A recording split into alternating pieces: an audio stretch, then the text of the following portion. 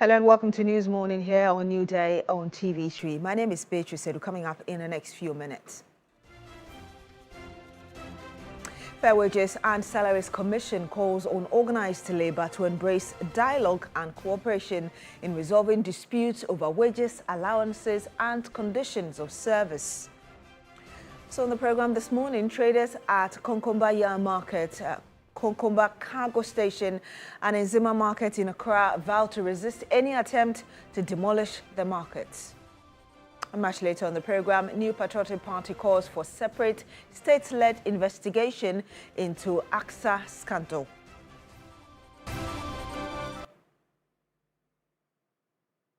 My name is Beatrice Sedu. Thank you very much for joining us this morning. Now, the Attorney General and Minister of Justice, Dr. Dominic Ayine, has disclosed that the receipt of the PricewaterhouseCoopers report on the botched National Cathedral project.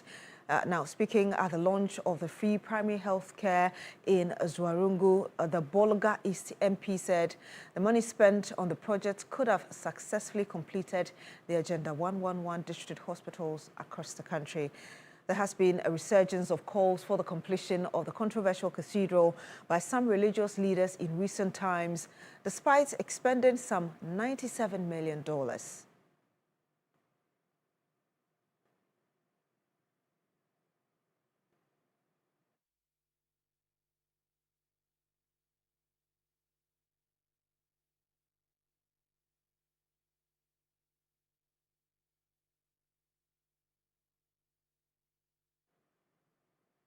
And I'll bring you more of that report very shortly. Ahead of that, the Fair Wages and Salaries Commission is urging organised labour to embrace dialogue and cooperation in resolving dispute over wages, allowances and conditions of service.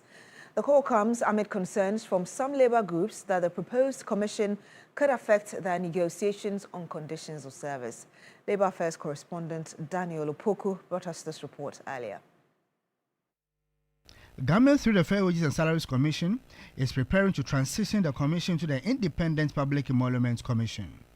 The new body is expected to provide an independent framework for dealing with compensation, allowances and conditions of service across the public sector. However, some labour unions have raised concerns about the proposed arrangement, arguing that it could undermine their ability to negotiate favourable conditions of service for their members. The Fair Wages and Salaries Commission says these concerns must be addressed through engagement and dialogue. Dr. George Smith Graham is also urging organised labour to support the transition, arguing that cooperation will help build confidence and fairness in Ghana's public sector remuneration system. Workers should not be left to speculate about why one group receives one form of treatment while others receive something different. Where differentiation is justified, the basis must be clear and understandable. Where disparities cannot be objectively defended, we must have the courage to examine and correct them.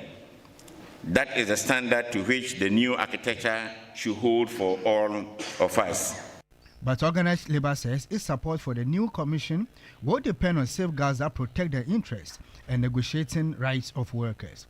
Joshua Ansa is the Secretary General of the Trade Union Congress and spokesperson for organised labour. I think we all met and brought on board this single spine. We thought that was going to cure all our diseases in terms of remuneration in this country. But what do you see today? It's rather killing our spirit. So if today we are here to usher in or to transit from fair wages into Independent Emolument Commission, then it's a good news. We will embrace it and follow it to the latter. Meanwhile, the Minister for Labour, Jobs and Employment, Dr. Rashid Purple, is calling on organised labour to take into account the financial capacity of government when negotiating demands. The Ministry of Labour, Jobs and Employment will continue to support a process that promotes decent work, institutional harmony, fairness and social justice, whilst recognizing the need for prudent management of the public's resources. The stakeholders say continued dialogue will be critical to building consensus on the proposed Independent Public Emoluments Commission and ensuring fairness and sustainability in public sector pay administration. Let's return to our earlier story about the Attorney General, Dr. Dominic Ayine, confirming the receipts of the PricewaterhouseCoopers report on the botched National Cathedral project. Watch this. We have an uncompleted Agenda 111 hospital here in Bolga East. And I have been on the neck of my colleague, the health minister, to ensure that it is completed. Today, I had to compel him, by the powers vested in me as Attorney General of the Republic, to disclose to me the list of districts that have been included in the Agenda 111 completion program. And when he asked his his IT people to pull it up, there was Bolga East, Zorongo listed on it.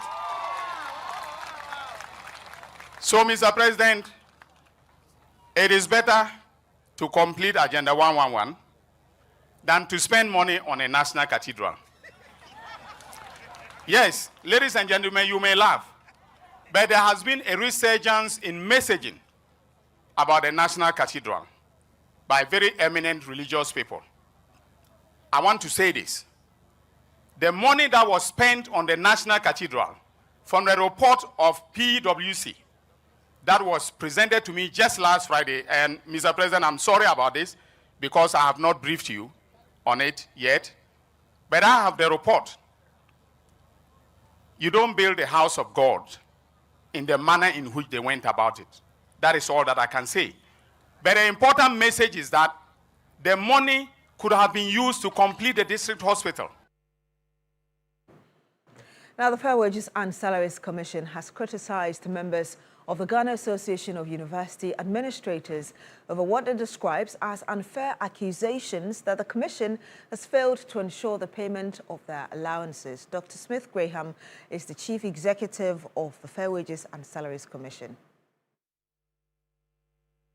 The argument they are putting across is very unfair to us, very unfair to the labor front, and very unfair to everybody. First of all, we've met with them, had lengthy discussions with them, and concluded negotiations with them.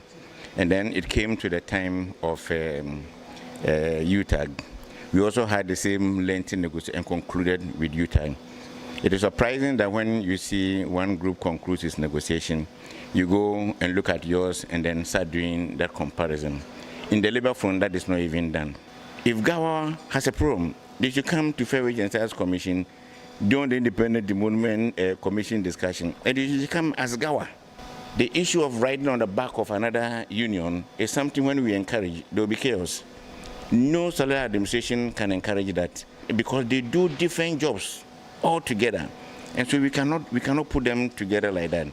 So I'm telling them that they should prepare, and the Independent Demonment Commission is here. There's likely to be a job evaluation again.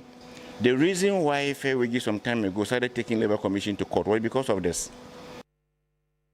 Some more here, and traders at the Konkumba Yarn Market, Konkumba Cargo Station, and Nzima Market, all located at Old Fadama in the Accra Metropolitan Assembly, have vowed to resist any attempt to demolish the market.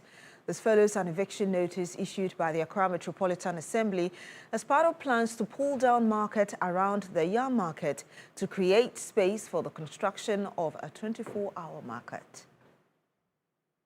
It is 12 noon at the Kokumba Yarn Market in Accra, and trading activities are still in full swing. From yam sellers to buyers and headquarters, the market is bustling with activity as traders go about their daily activities. As traders go about their daily business. Not far from the Kokumba Yarn Market is the Nzima Oil Market, which is equally busy with trading activities. However, these heavily populated markets could soon be demolished to pave way for the construction of government's 24-hour market. But traders, led by the market leaders, say they are not prepared to live without a fight. They insist the existing markets are already providing employment and supporting economic activities around the capital city.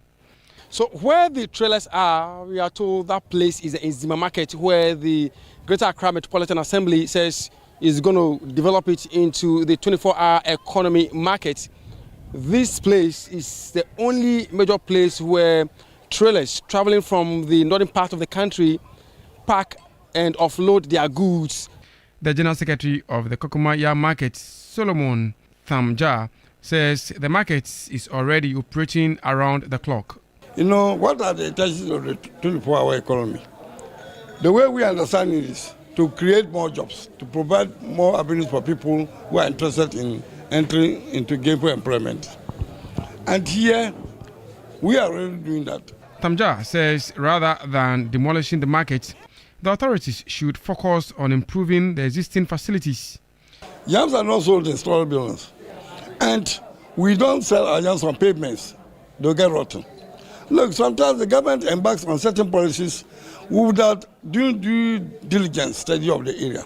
Some traders also expressed concern about the eviction notice. They cite the demolition of the former Agbobloshi Onion Market, where, according to them, significant state resources were used to demolish and fence the area. They say the site was subsequently left unused for its intended purpose and has since been taken over by other activities. A visit by the news team to the site of the former onion market appeared to confirm that the area is currently being used by scrap dealers, waste collectors and other businesses. For now, traders at the Kokumba Yam Market, Kokumba Cargo Station and Enzima Market say they will resist any attempt to demolish their businesses and are calling on the Accra Metropolitan Assembly to engage them before taking any further action. Joseph Armstrong, Gold Alogbe, TV3, Kokumba Yam Market, Accra.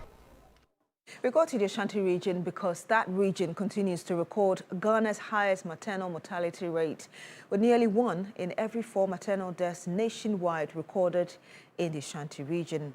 Health authorities say the figures are worrying, but insist Ashanti's position as Ghana's major referral hub also means that the region receives critical cases from across the country.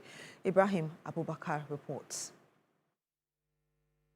For every woman, pregnancy should end with the joy of holding a newborn. But for some families, the journey to motherhood ends in tragedy. In Ashanti, the numbers are raising concerns.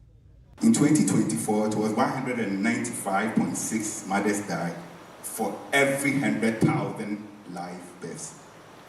And then in 2025, we had 196.7 mothers dying per 100,000 live births. And you can see in terms of the contributions to this figure in the country. Ashanti, as Honorable said, is leading 24%.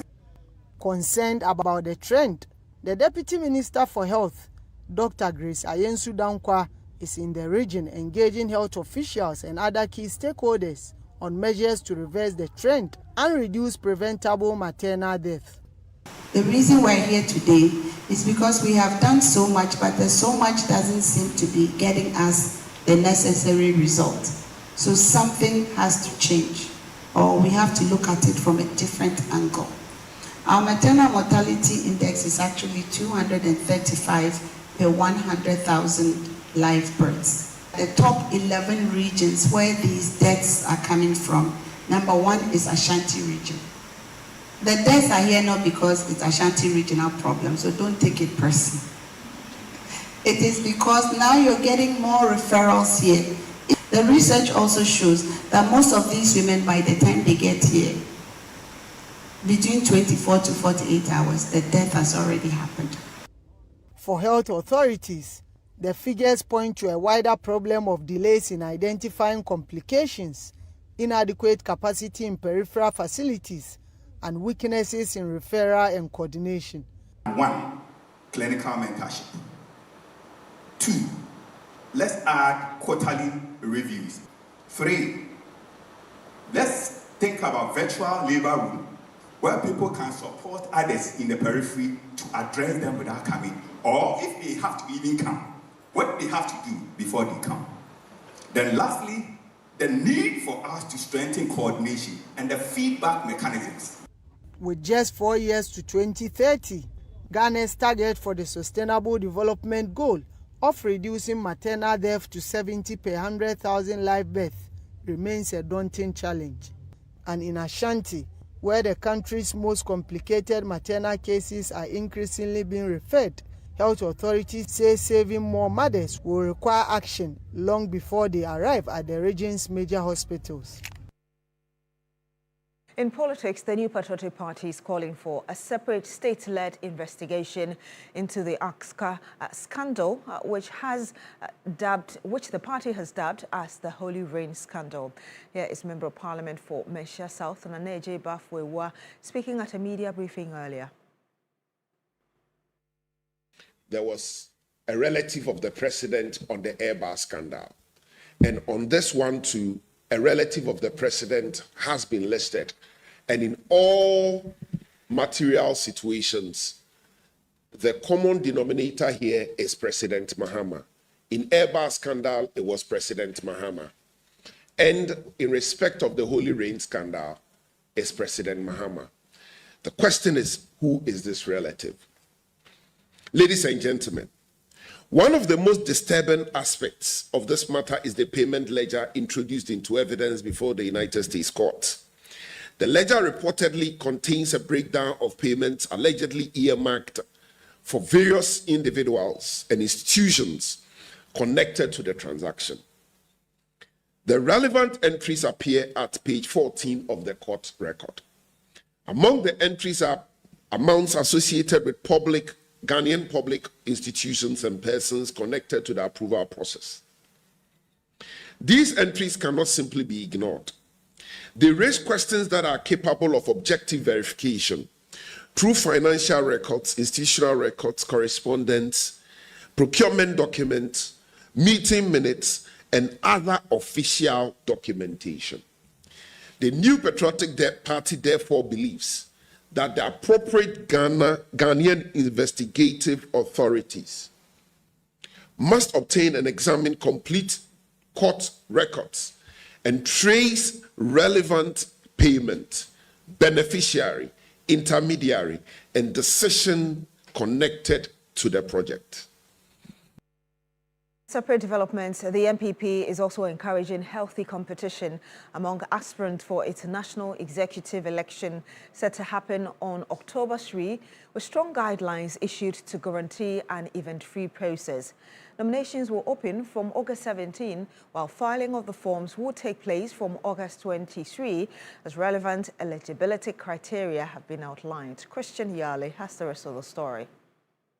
Chairman of the NPP's National Elections Committee, Frederick Opariansa, outlined a calendar of events ahead of the election, urging prospective candidates to study the rules governing the process. The approved cost of nomination forms is as follows. For the national chairmanship position, it's 50,000 Ghana cedis. For vice chairpersons, 30,000 Ghana cedis. For the general secretary position, 25,000 Ghana cedis. All other positions, 10,000 Ghana cedis, with a special consideration for the special wings. Nasara, women and youth paying 8,000 Ghana cedis. Members of the National Elections Committee cannot contest or affiliate themselves with any aspirant. The party says at least 1/3 of delegates to the National Delegate Conference must be present to form a quorum. An aspirant must be a known and active registered party member for at least 2 years. Be of good character. Be a member in good standing. Pay the prescribed fees. Satisfy the National Vetting Committee that he or she qualifies to contest. We therefore encourage prospective aspirants to study the regulations carefully before submitting their nominations. We also expect that competition to be conducted with respect to one another, respect for the party, and respect for the rules governing the election. The New Patriotic Party says it has put down enough structures for persons who may be aggrieved, and so it has set up a vetting committee chaired by Cecilia Benadapa and also an appeals committee to be chaired by Jogate. Those aspirants who may be aggrieved can file a written petition to the appeals committee to be considered within 48 hours. But those who will still not like the outcome of the appeal decision can further appeal at the National Executive Committee. This architecture is deliberate. We want decisions to be made according to rules, and where somebody feels aggrieved, for that person to have an established avenue for redress. Our appeal to everybody is therefore to use the institutions and procedures established by the party. And that's all for News Morning here on New Day on TV3. My name is Beatrice Edu. Thank you very much for joining us on the program. Do continue with us on New Day.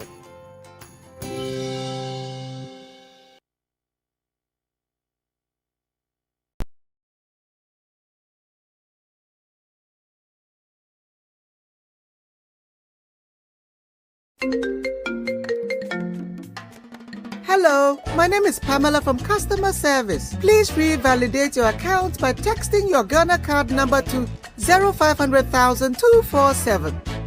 Hey, Abili, wabadim. Madam, give me the numbers behind your ATM card. I'm calling from the head office. An email was delivered across to our customers.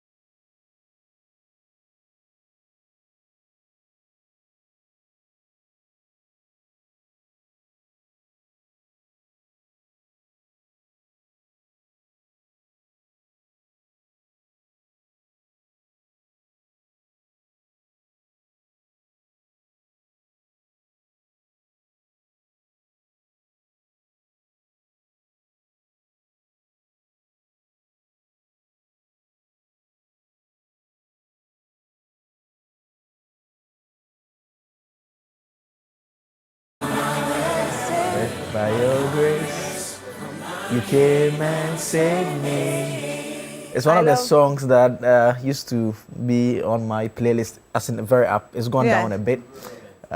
It's a song by Stormzy and the choir, I think Kingdom Choir or something. Yeah. Blinded by your grace. I love the song. Yeah, Lord, I'm not worthy.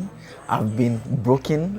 You have fixed me, and I'm blinded by your grace now. And a lot of people, I mean, you can find yourself in, I mean, just be part of the journey of life, and you would attest to the fact that, yes, there are times that you need fixing and all of that. So I love the song. I love the message of it. I love the melody. I love everything about it. When I saw Coco playing it, I was like, okay, that's great. And I mean, coming a day after such a tragic incident, it makes a lot of sense as well. I actually use that road. I virtually use that road all the time. Yes. There are periods that I don't like using it because almost every now and then there is some accident on that road. And whenever there is a little incident, there's a lot of traffic. But this morning I used it again because when we discussed the topics for today, I had seen that we're going to do the street light situation. So I wanted to see what the street light situation was like.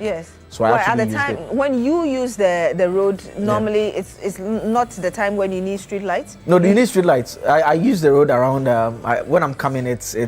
I leave home at 5, so it's dark. Oh, so actually that's your main road then. 4:50, 4:55 there, but so it's dark. So I used it, and very soon Christian's report will confirm it. From so if you start from the Pokwas interchange, when you are coming from the Ashoman Estate Kwabenya side, there's just a little part of the interchange that has the lights working.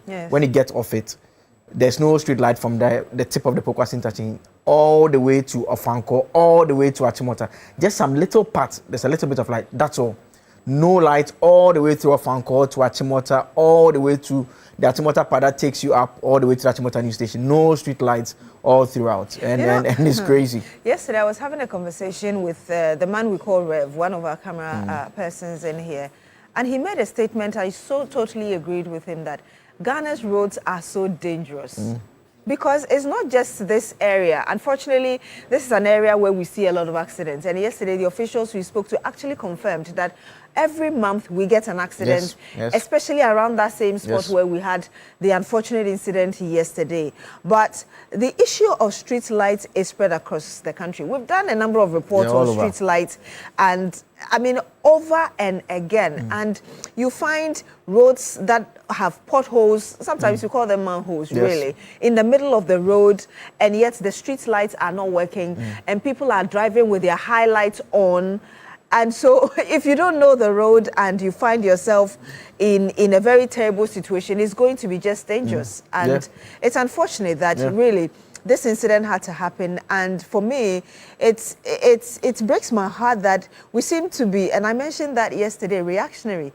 We're waiting when something happens. Like yesterday, I think it was the Accra mayor I heard say that, okay, now that we're going to do this, we're going to do that. And I asked myself the question, didn't we know that we had to do these things before the accident happened? I mean, they actually do know. I mean, we know that when the regional minister was appointed, she told all of us that within 100 days, Accra was going to be lit. The street lights were going to be functioning. And mind you, there's the street light levy that we all do pay for, but the lights virtually do not work. And you correctly identified two things. You talked about the beam lights that we use, the highlights that we use.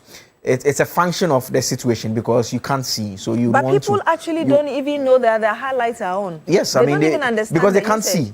I mean, I don't use it, but I get people using it because they can't see.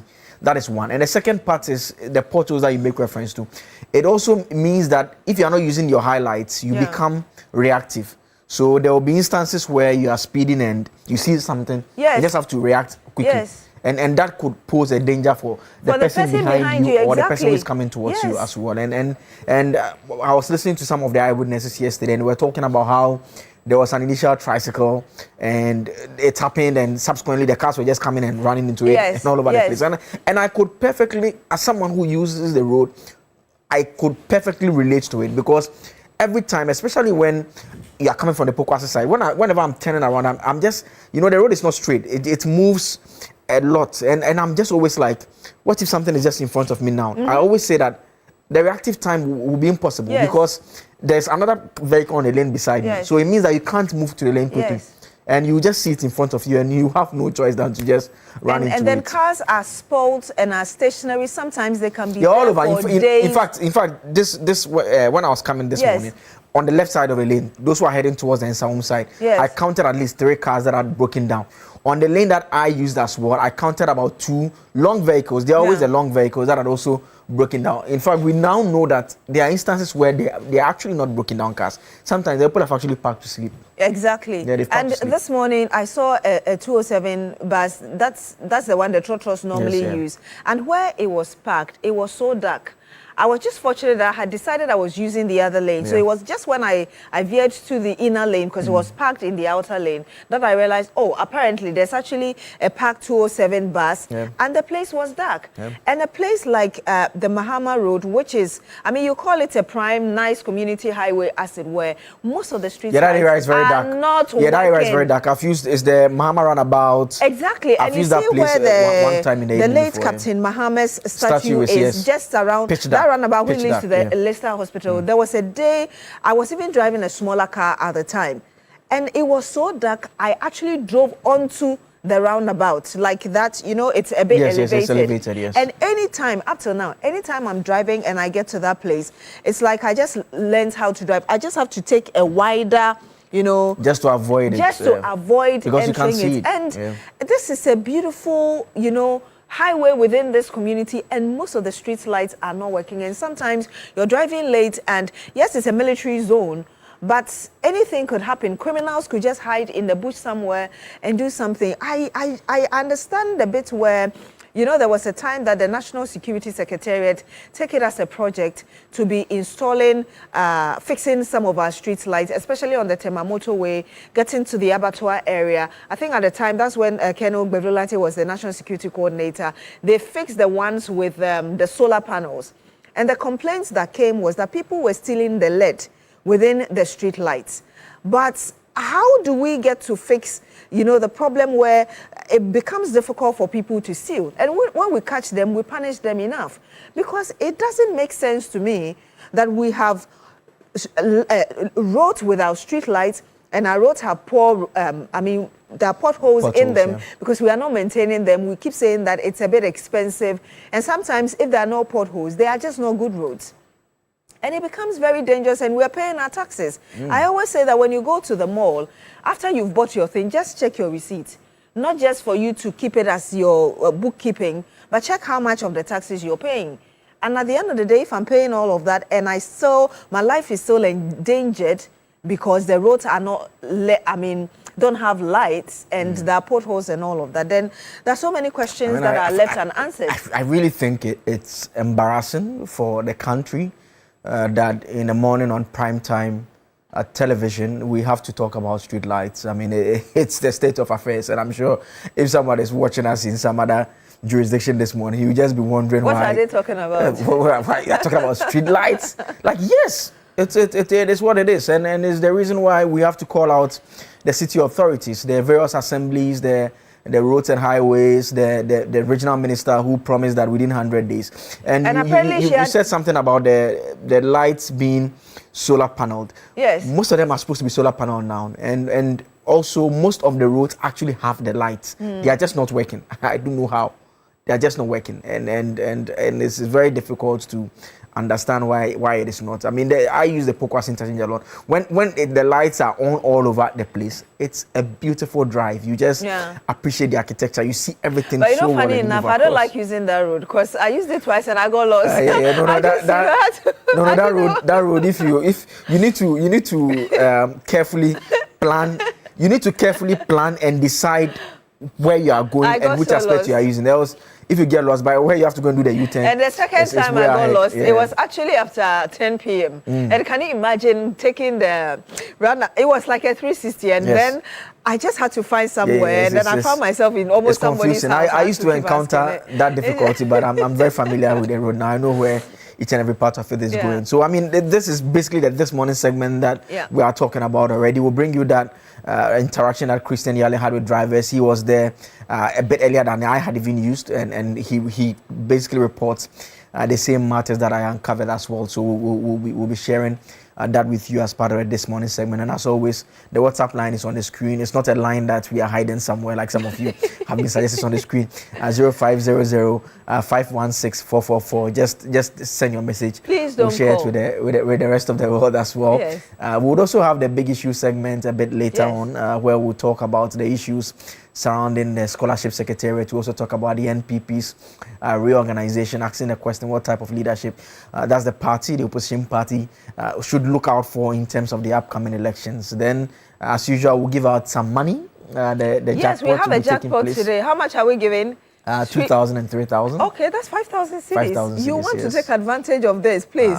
I don't know whether it's a short or long weekend, but whichever of them you're going to have, who doesn't want to get free 3,000 Ghana cedis or free 2,000 Ghana cedis? Please, if you don't need it, you can give the money to your loved ones. Yes. Joseph Akable, don't play it. Oh, the last time they, I was checking my phone. The last time they sent me a message. Hi, it's even there. It says win cool cash on TV3 with MG jackpot today. I see. Dial star 439 hash and choose option 8. My brother. We have caught you, or you have reported yourself. I didn't win, oh Charlie. I didn't win. They sent me. So they sent me. I think it was actually the message was actually.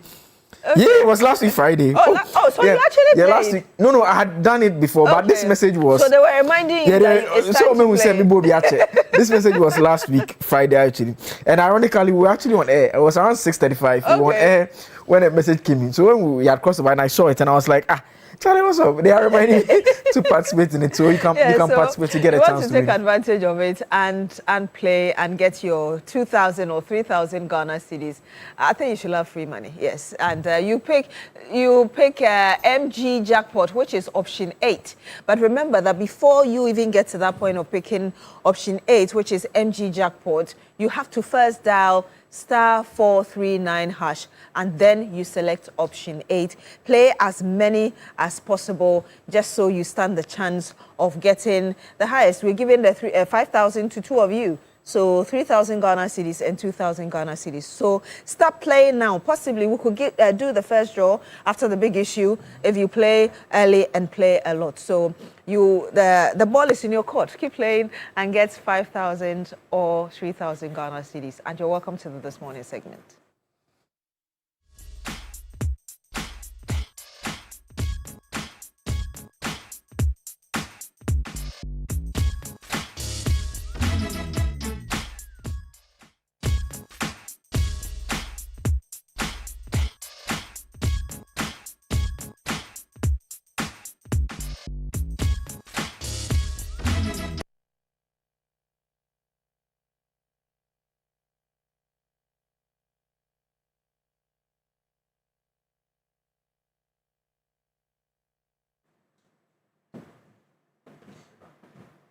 And you're welcome to This Morning segment on TV3 Newday. We've been telling you about street lights, but we did tell you also that our colleague Christian Yale has brought us some report. And so we're bringing you details of that because from Achimota to Pokwasi, major portions of the N6 are plunged in pitch darkness and road users continue to topple in fear over an important corridor spanning some 16 kilometers.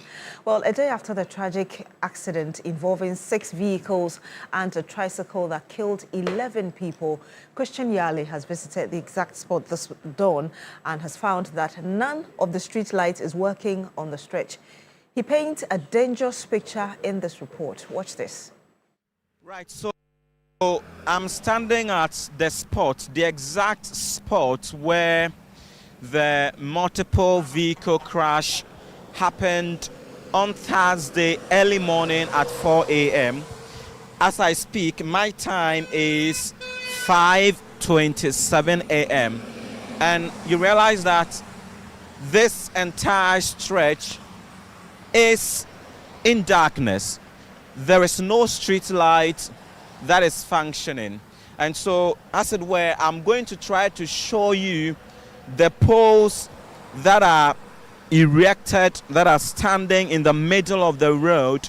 However, you see, as it is in your shot, that none of the street lights on this stretch, and indeed, all the way from Achimota towards the Pokwase side, just when I started my drive, I realized that there is no single line that is working. And we are talking about a stretch that is spanning about 16 kilometers from Achimota all the way to Pokwase. We are talking about some 16 kilometers.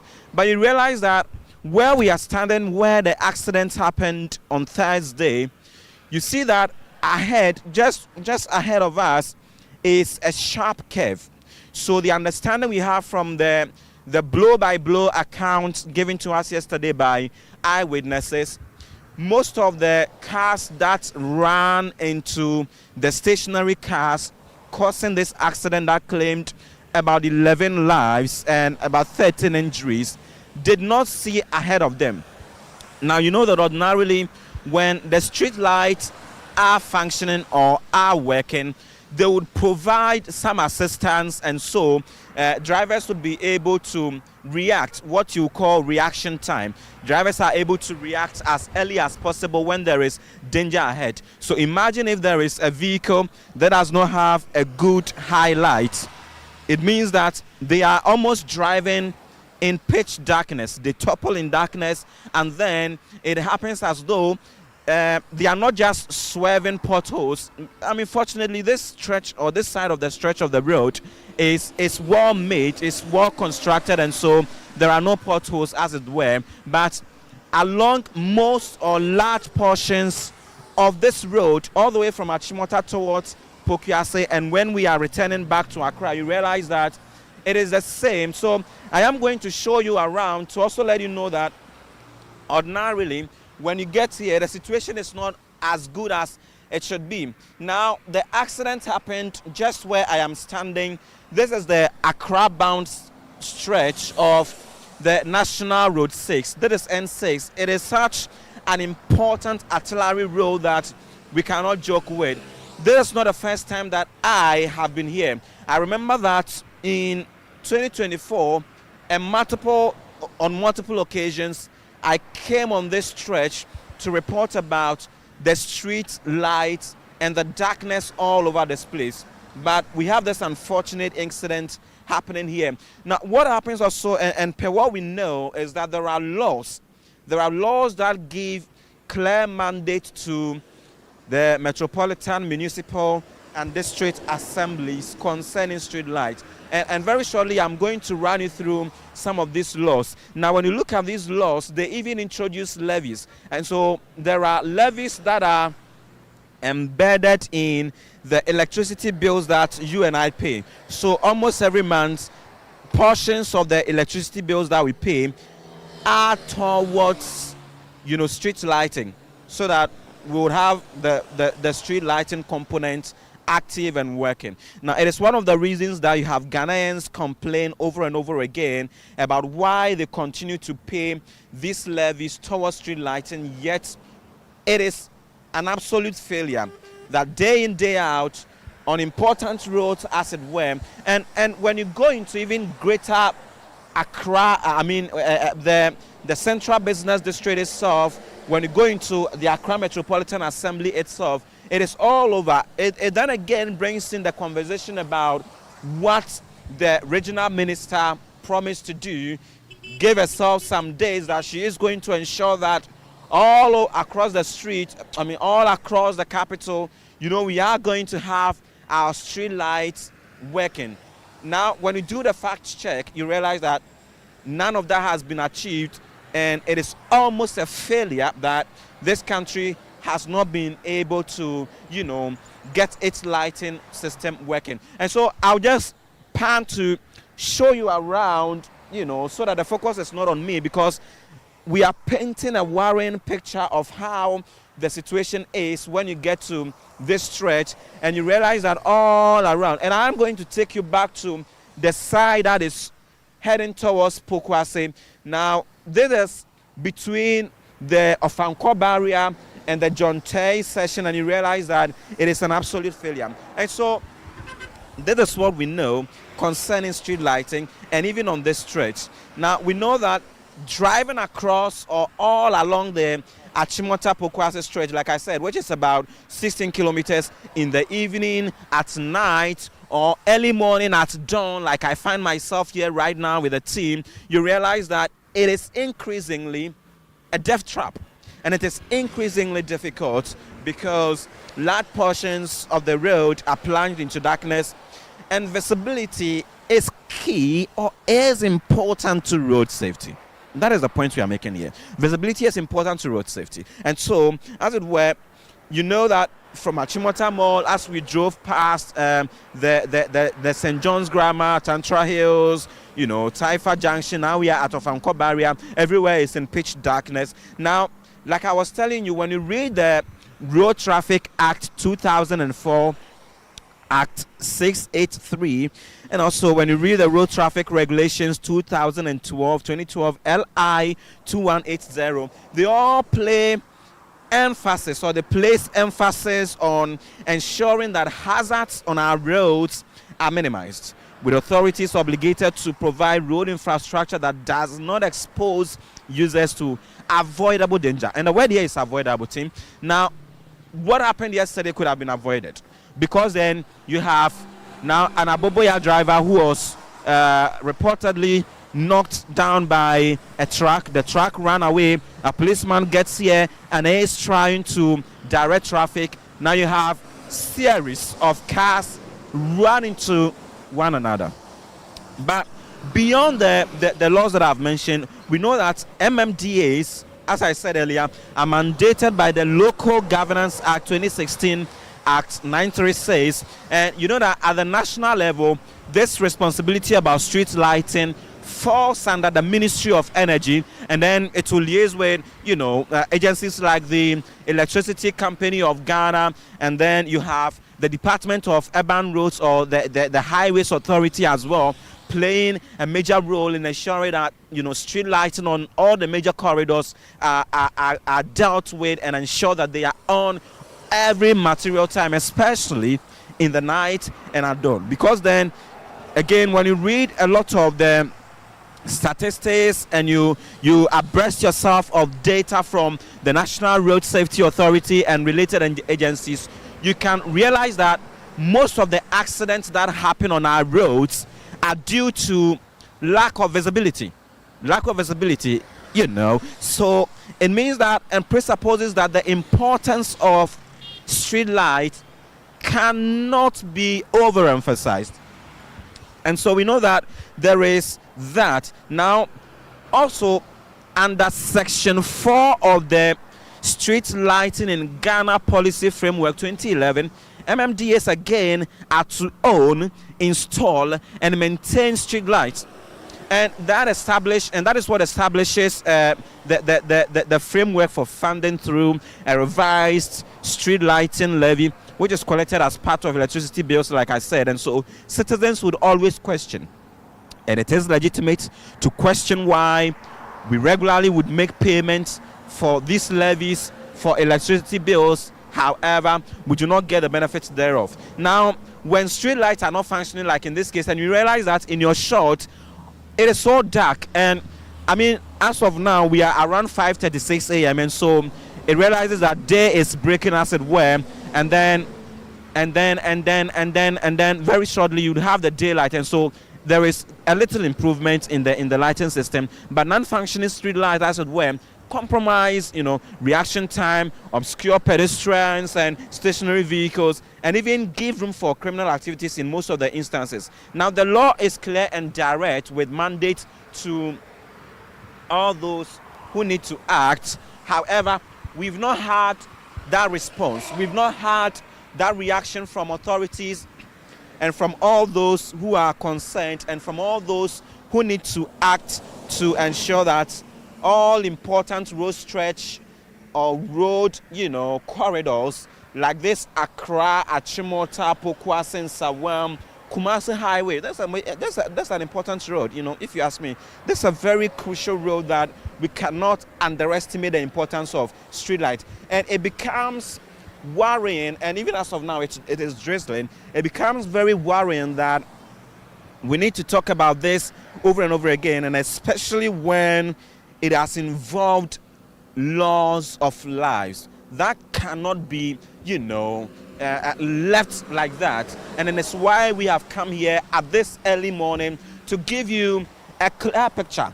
of what it looks like on this road all the way. And when you go further to even the Pokwase interchange, which was commissioned just about 4 years ago, you know, when that one was commissioned in the night at dawn like this, when you use a stretch, it was so beautiful.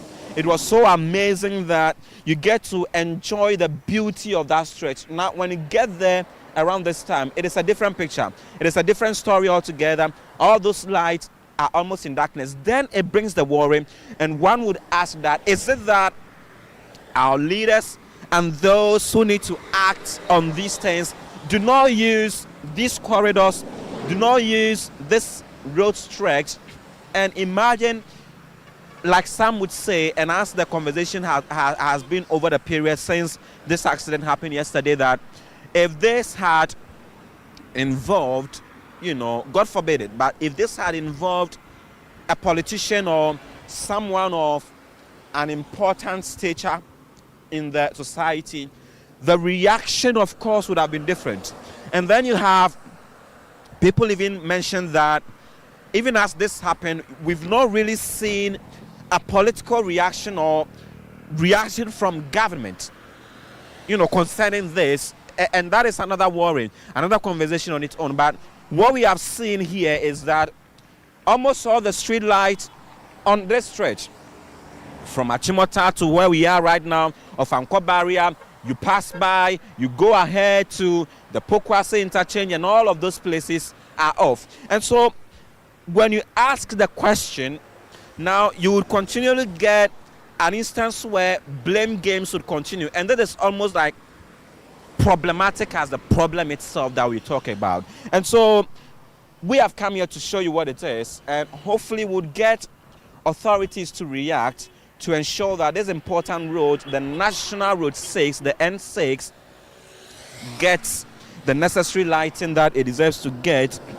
Otherwise, road users would continue to topple in darkness, and even as they navigate all the challenges on this road, they will not, you know, avoid trouble, but they would constantly live in fear, as it were.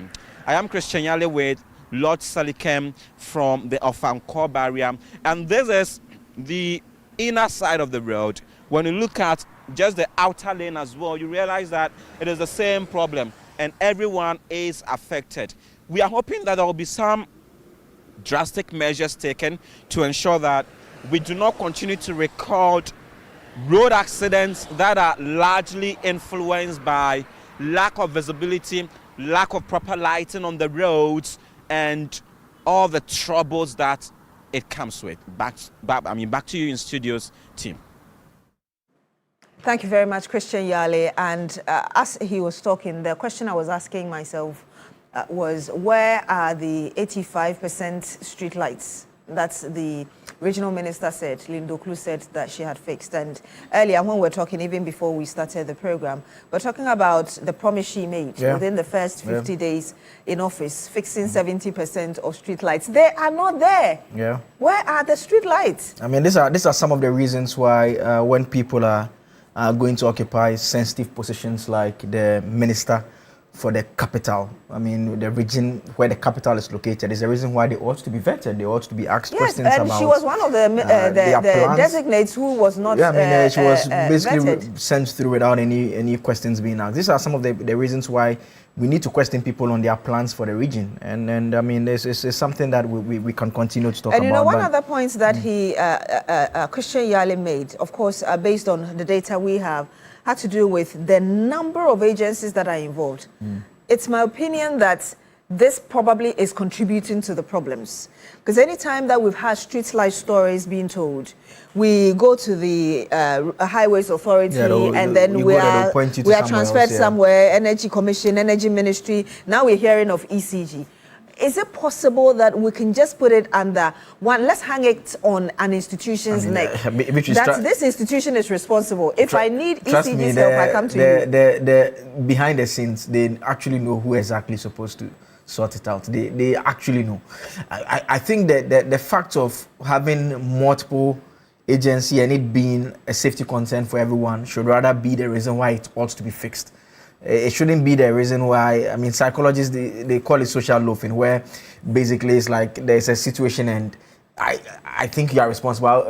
You also think I'm responsible. Yeah. So basically, no one does anything. But in this situation, to the extent that it has the potential to threaten lives, and if you are just joining us, we've already lost 11 lives. Yeah, 12 actually, 12. I mean, Yes. from the reports. I mean, if you are just joining us, that's why we are discussing this, and some messages that have been sent here. But before the messages, though, Christian Yale also engaged some drivers who use the road daily. I think we can bring that to you now.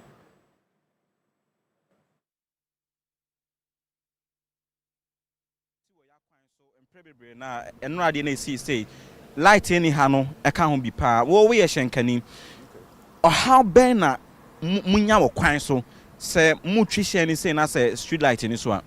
Oh, okay, me da say we bisa me sa question. Yeah, me ye hyenkani am drive ko akra to Kumasi. Na endro accident esi wa ha no no e fa ba bi me kan say light enya adwuma ka ho na ma accident nso e happy because ade ne happy no na boys bi wo area ha.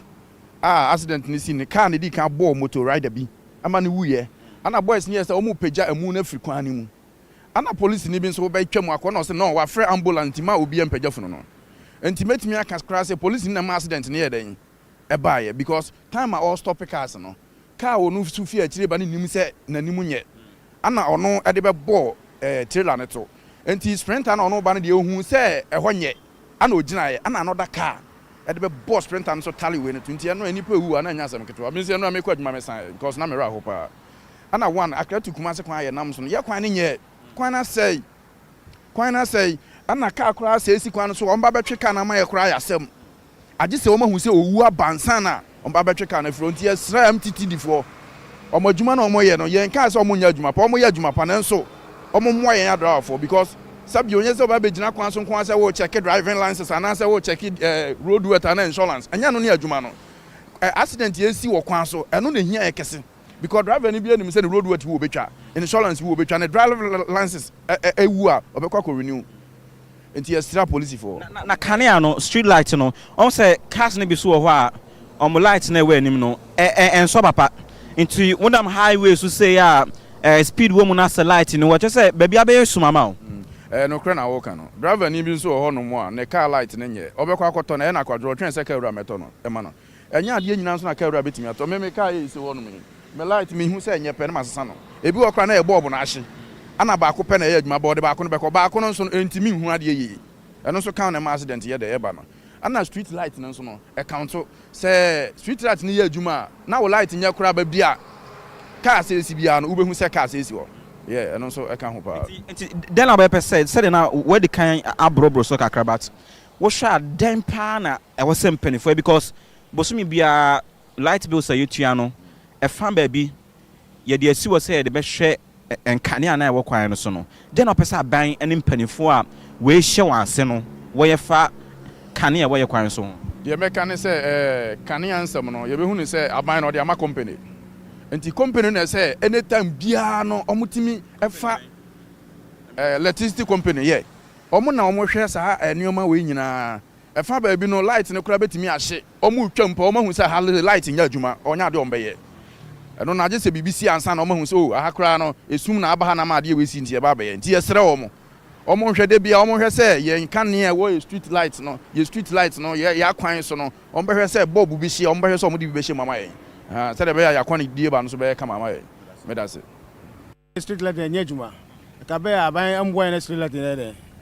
mo hwe street light ne enya juma ba ahanu no me maju ni say ahanu no on the cars no esane eba mo the speed no afu overhead no aka mo ya runs for hall no obi adu ha obe slow down ansana afu overhead no en ne be boa ba we kasa be bre so e famfa so biamba o mo yes street runs for cars no be slow down ansana mo afu overhead no beboa eyo how kase pa say ekwan we enwo hia pa o efi ha edwane ede Kumasi ya kwan kama say na post ni gina ho baka na ya adwuma anadwo sana ye na mo driving na light ni when especially wo highlight no so enso kase say yo how pa o pacho eyo how mo journalist mo kebi ma na aban de eye street light ni wa because ofi akọ enyina akọ atmota street light enye adwuma di mo na mo be kebi ma mo be kebi ma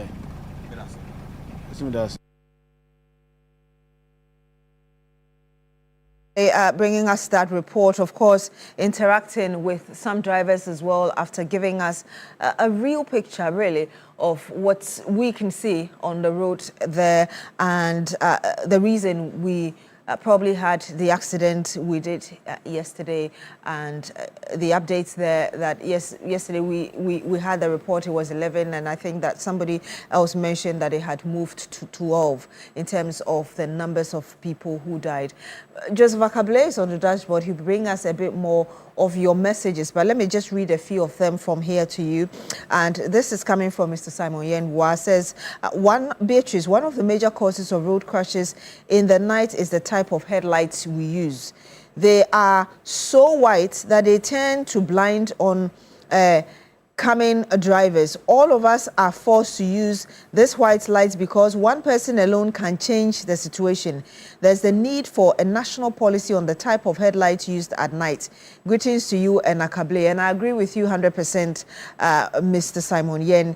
And this is coming from Aziz Donla. Says, the mayor for Wa Metropolitan, Honorable Alhaji Nuradan Wana, has lighted the city since he took the helm of affairs as mayor. However, the carnage on our road recently is a worrying reminder that the MTTD and GPRT, in fact, GPRT should rather concentrate on improving drivers' consciousness on road safety than increasing lorry fares anytime they have issues with wives at home.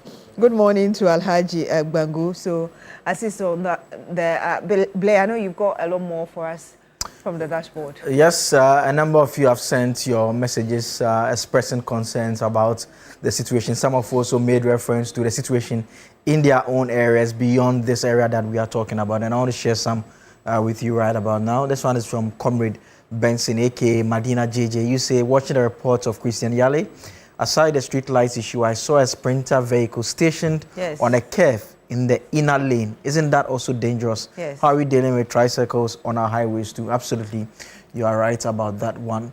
Abdul Rauf Wumbe, you say that good morning from Tamale South.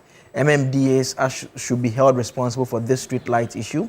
They are with us 24/7 and they also use our roads. Why can't they fix it for our greater good? And from some parts of Bogatanga to Navrongo without street light, Raphael Doe, you sent this one here. Let me play this one and see what you got for us. So this is the video that you have for us now, and it can show a bit of what is happening. You can see on this side, you see that the area is virtually dark. Yeah, I mean you can't even see anything. I mean it's completely dark over there. I mean, so that is what it looks like in terms of that situation there. And let's just reduce this and bring this way, yes. So that we can do a bit more of the message. So that is what we are dealing with in terms of the state of affairs and what we have to do to deal with this street lighting situation once and for all. So, well, as we try to get more from the dashboard, there's a message from Bolga. Landlord Bolga D-Line says, good morning, Lawyer Joseph Akable and Beatrice. For our street lights and traffic lights in this country, the least talked about, the better. Says for Upper East Region, street lights and traffic light system, very poor and also waste bad road, plus bad roads in the region. Let us use this opportunity to welcome our president to the region of Sun Upper East Region. That's coming from Landlord Bolga D-Line. Prince Henry Koforidia says it is regrettable that we lost those souls yesterday. The MTTD must nip drivers who are using unauthorized motor and car lights. You'll be driving and meet a motor lights changing from one color to another, which is dangerous to other users. And the lights that a number of people are talking about, Joe, I've seen that. There are people who use lights so strong, they're stronger than the energy that comes from fluorescent lights, and very huge. And I don't know who allowed other vehicles, they are you call the SUV kind of in terms of size, and they have bulbs all over the place. So when they hit I've the seen road, one with you can't see the anything. lights at the top. Yes, why they're allowing these cars with these lights? It's a function of the problem we are dealing with. So that's their remedy of trying to brighten up and be able to have better visibility, but it comes with its own attendant danger. I've also seen a smaller car that also had some of these lights virtually all around it. Yes. And you just couldn't see. And when they are behind you, they reflect in your, is it rear mirror in the middle of your car? The one in the middle, and when they are coming from opposite, you can't see anything. Yeah. There's a way of knocking it off. Those who have the mirror that has what looks like a button in the middle that can push, so that can help you deal with that. But some more messages here. You say, good morning, Akable and the team. I think it's high time we sue government and the local assemblies. Bogatanga is equally dark and no single traffic light in the capital. Very bad. Atanga from Boga, you send that one. He says, it always seems like big people, into bracket duty bearers, don't see death to be anything, or they don't care about the ordinary person. Even the one life loss is not something common we should play with. And it's all because we are refusing to see every human being like us. The good thing is that every soul shall taste death one way or the other. I agree with you totally. Lives are very valuable. Good morning, wonderful team of TV3. The absence of street lights along some roads is too much. Even when the existing ones went off, it would take some time before authorities think of fixing it. In Kumasi, the street light from Ahoneja to the airport roundabout had a lack of street lights since I was a kid. I don't know. My name is Mustafa Yamboni from Ouagadougou, Burkina Faso. Nitifafa from Tema, you say that for so many years there has not been any street light on the Tema Harbour Road, causing a lot of accidents on the road. Even at some places there are no lights at all. And good morning to you guys. The country has never thought of our leaders. They ride in big and good cars that even when the roads are bad, they don't realize it. And some leaders who are supposed to ensure that our road rules are obeyed don't even care about them. And then when there's an accident and lives are lost, we gather to speak good English, and that's all we do. What is street light that we can't provide? It's another question that you are also asking there. Komla Genya from Gulf City, you also sent this one as well. It is bad enough that most of our roads do not have functioning street lights. However, as Beatrice rightly pointed out, an even more disturbing issue is the theft of the street lights. Something must be done to prevent criminals from stealing these lights as well. That's what you sent. Some more messages here. Joseph and Beatrice, in this era of modernization too, there is no street lights in our various streets. This is very embarrassing. In Kumasi too, the street lights are not working either. May their souls rest in peace. Anita, watching live from Kumasi. Okay, this one is from Owari inside Wager. It's very long, but you basically say that when if you can remember growing up, these long trucks were only allowed to ply our roads in the night. What happened to a reversal of such initiative? Now they compete with all cars on these roads we each talked and every about day. this yesterday. Yes. Also with the street lighting issue, wouldn't it be ideal if all appointed MCs in the country donate at least 100 boxes towards this project as outlined in the laws of Ghana? Fix our street lights is what you also say there. Some messages have come on the phone. Let me read this one here. From our colleague Komla Kluche, Presidential Affairs Correspondent. He's also within that area. He uses this road that we are talking about. He says, I've heard very disgusting suggestions that the Achimota to Pokwase stretch has its lights functioning. Let no one gaslight the public with these barefaced lies and pure wickedness that there are functioning street lights on the stretch. How did we get there as a country? We have leaders who have bragging, fixing the lights, but reality is that what we see here today. I live in ACP. I use that road every day, and to be able to get home daily by God's grace, it cannot be the situation that the accident happened with the lights fully functioning. And you ask questions about the regional minister in Accra and mayor as well, and you say that there's not a single light working within the Ablekuma to Pokwase area, and you won't be surprised if another one occurs. In fact, there are accidents virtually every single day, and I made the point that I had stopped using the Pokwase or Fanko Achimota Road, but I used it today because I wanted to see whether the lights are functioning even post the accidents taking place. Almost every time I use it at dawn, there's always one incident or the other that causes a bit of a delay on the stretch. Still some other messages that we have here. Okay. From Alfred Kwabenya, you say that it's quite unfortunate what happened yesterday on the Pokwasi-Achimota Highway. The carelessness on our roads is terrible. No respect for road signs, speed limits. Street lights are also not working, leaving roads not visible during the night. These Aboboyas are also doing their own thing. We all and government need to do our part from letting such incidents occur again. Condolences to all the families who lost their the bit about no respect for street signs. Yesterday, one of our panel members talked about how especially commercial drivers feel that you don't need to go to a driving school to drive. And I remember having an experience just at the Akweje interchange here. And I was within the roundabout. If you went to a driving school, you know that in Ghana, when you are within the roundabout, you have priority. And so if you are a car coming not within the roundabout, you should allow me to go. And the driver came to him my back when the police officer asked him, he said, and yet driving school near this young car.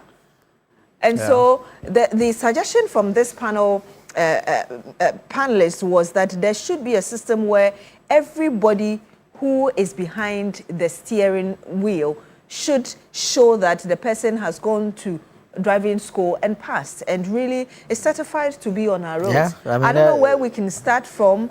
They're already doing it. It's just that people are going around it because years back you could apply and get a license from the Driver Vehicle Licensing Authority. Now the requirements is such that you have to show that you've gotten some training from a driving institution. So a lot of the people who obtain licenses these days, you apply through a driving school basically to enable you get the license. Without necessarily going through the school. Yes, but people still get around it anyways, and that's why we are where we are. But I mean, this is the very basic of it, and you see people basically telling us that it is the situation in different parts of the country, and it's the reason why we are calling on city authorities, from the assemblies to our members of parliament to we know that it's not their direct responsibilities, but they all have influential roles to play that they need to address this once and for all. Indeed, but as we talk about this, let me remind you as always, pick up your day the Milky Way with the rich, smooth taste of peck milk shortcake. It is just pure delight, and you can get them in all grocery shops, close and far from you, for yourself and for your loved ones. And I'm reminding you again that we're giving you 5,000 Ghana cedis. Who doesn't want free money? Dial *439#. You pick option 8, MG Jackpot, and you will stand the chance of winning 3,000 Ghana cedis or 2,000 Ghana cedis. And hopefully, if you play more, we started talking about this when we opened the show, there's a possibility that we could give either 2,000 or 3,000 Ghana cedis at the end of the big issue, which is going to be handled.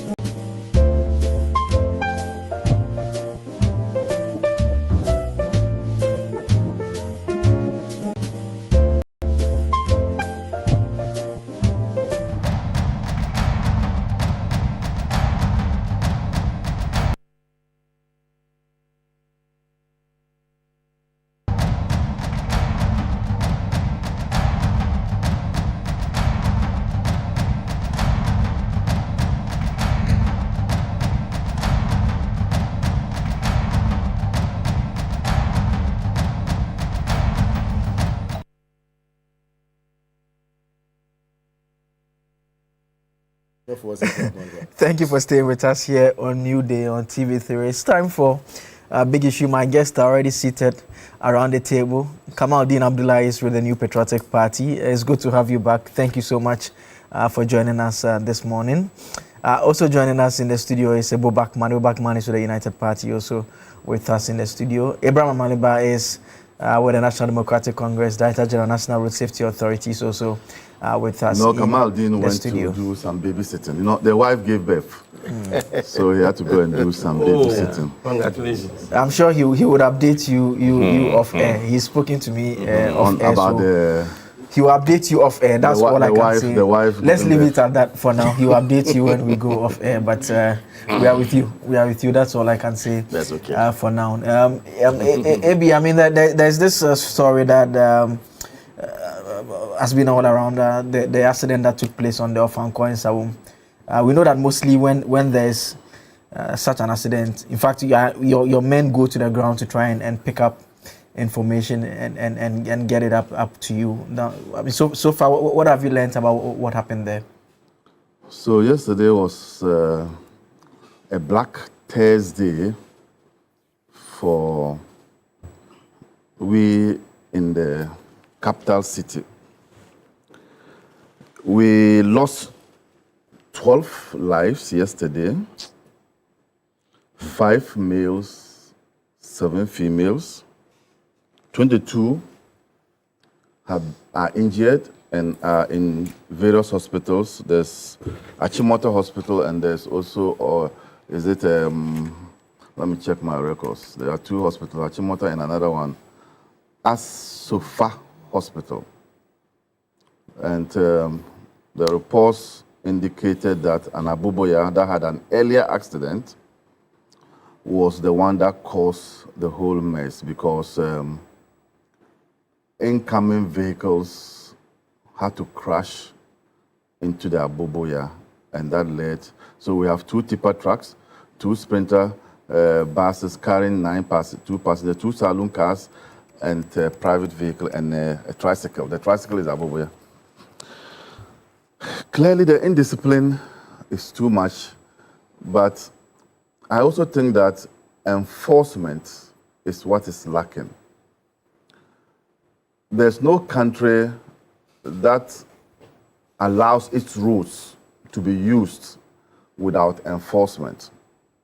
Currently, as we speak, we don't have our police MTTDs on our roads. In countries where you don't see police on our roads, you have cameras, that watch, and there's a back room that watch your activities. Why the police MTTD is not on the roads is what is mind-boggling. And I have written to them since I came. I wrote, I think, 2 letters saying that they should allow the police MTTD to come onto the roads.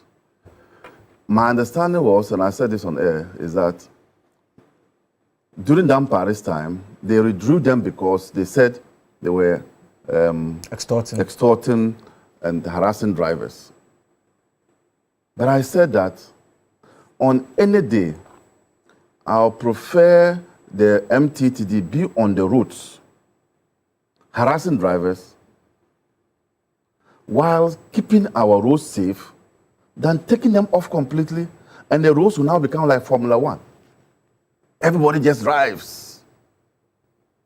And mind you, people do what you inspect. They don't do what you expect. And you know the culture of our drivers. And if you are an average traveler, you will notice that sometimes when they are meeting their colleagues and the police is stationed somewhere on the road, they will be pointing. Meaning that they are here. And what do you see? You see that slow down, they will remove their leg from the paddle. Probably that they are here, no? If it wasn't done, 2 minutes, they was going to get an accident. So I don't understand. Until this day, I don't understand why the police has done that. Yeah, I mean, so I think that they should come back. Very soon, we are going to roll out the traffic tech system because we've also acquired speed cameras and we are going to roll it out. But until then, now and then, in between time, people are dying. Let's deal with that. I mean, but it's a stretch that I even used it this morning. There's also the question of visibility. I mean, most parts of the road virtually dark. We went back this morning. When I was coming in, it was around 4:50 towards 5:30. It was virtually dark most parts of the road, including the spots where the accidents occurred. And what I realized every time I'm coming to work is that more often than not, there will be one long vehicle that has parked by the roadside, or a vehicle that has broken down, or maybe a car that is involved in an accident that is also there. And mostly they don't have the triangles behind them. So if you are moving too fast, you will see them quite late. I mean, that is another part of the conversation that we ought to pay attention to. I've instructed my senior director to write to the road sector agencies. I'm going to have a breakfast meeting with all of them. Urban roads, highways, feeder roads, DVLA, the Ministry of Transport. I'm calling for a meeting, a stakeholder strategic meeting. The lives that are being lost is unprecedented. It's unacceptable. I was in Leipzig in Germany. A vehicle knocked down just one person in the city center. Watch the TV stations. It was like Armageddon. Yeah, one person. But one person, one too many anyway. But in our case, 12. We simply do not pay attention and give value to road crashes as compared to air crashes. I don't know, because I said it here. I don't know, because that one comes from height and fall down.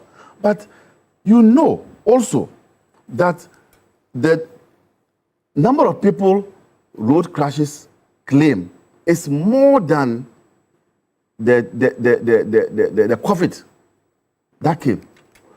Road crashes kills more people than the number of people COVID kill in a day. Road crashes kills more. But look at how we marshal resources to deal with COVID. If we at National Road Safety got half of that, we will be able to solve some of these problems. You know. So I think that we should give attention also to road crashes, just as I will give attention to other epidemics and then air crashes. The reason why I'm calling all the agencies is that people have a misconception that road safety is for the street lights. We are not. We are a regulator. And I don't know how many times I'll say it. We are like a headmaster having a cane and saying that highways, why haven't you not done the road markings here? Urban roads, why haven't you not fixed? We are not an implementing agency. We are like PURC. PURC doesn't come to your house to fix lights for you. Do they do that? Yeah, they want you to use the cane. It's the ECG that does that. But PURC regulates ECG. So we are like a regulator. And this BOMSO, when I took over, I wrote to the highways, drawing their attention to the fact that the river has no barricades. The bridge has no barricades. They went and fixed it. You see the speed calming effects there. It was through my effort, and so they had to, because people, the drivers speed. So what we can do, our role is two: education, and then two, enforcement, regulating the agencies. Okay. But let me say, we are not an implementing agency. We are not the ones who mark the roads. We are not the ones who fix the street lights. We are not. Okay. Yeah. Ebo, any thoughts on this unfortunate incident yesterday?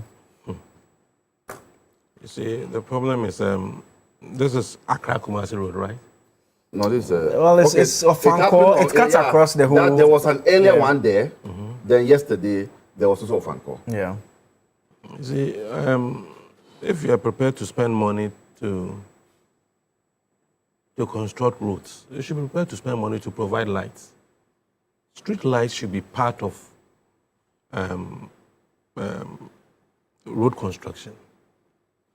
And what I've realized is that most of the street lights we bring in, they don't last 3 months.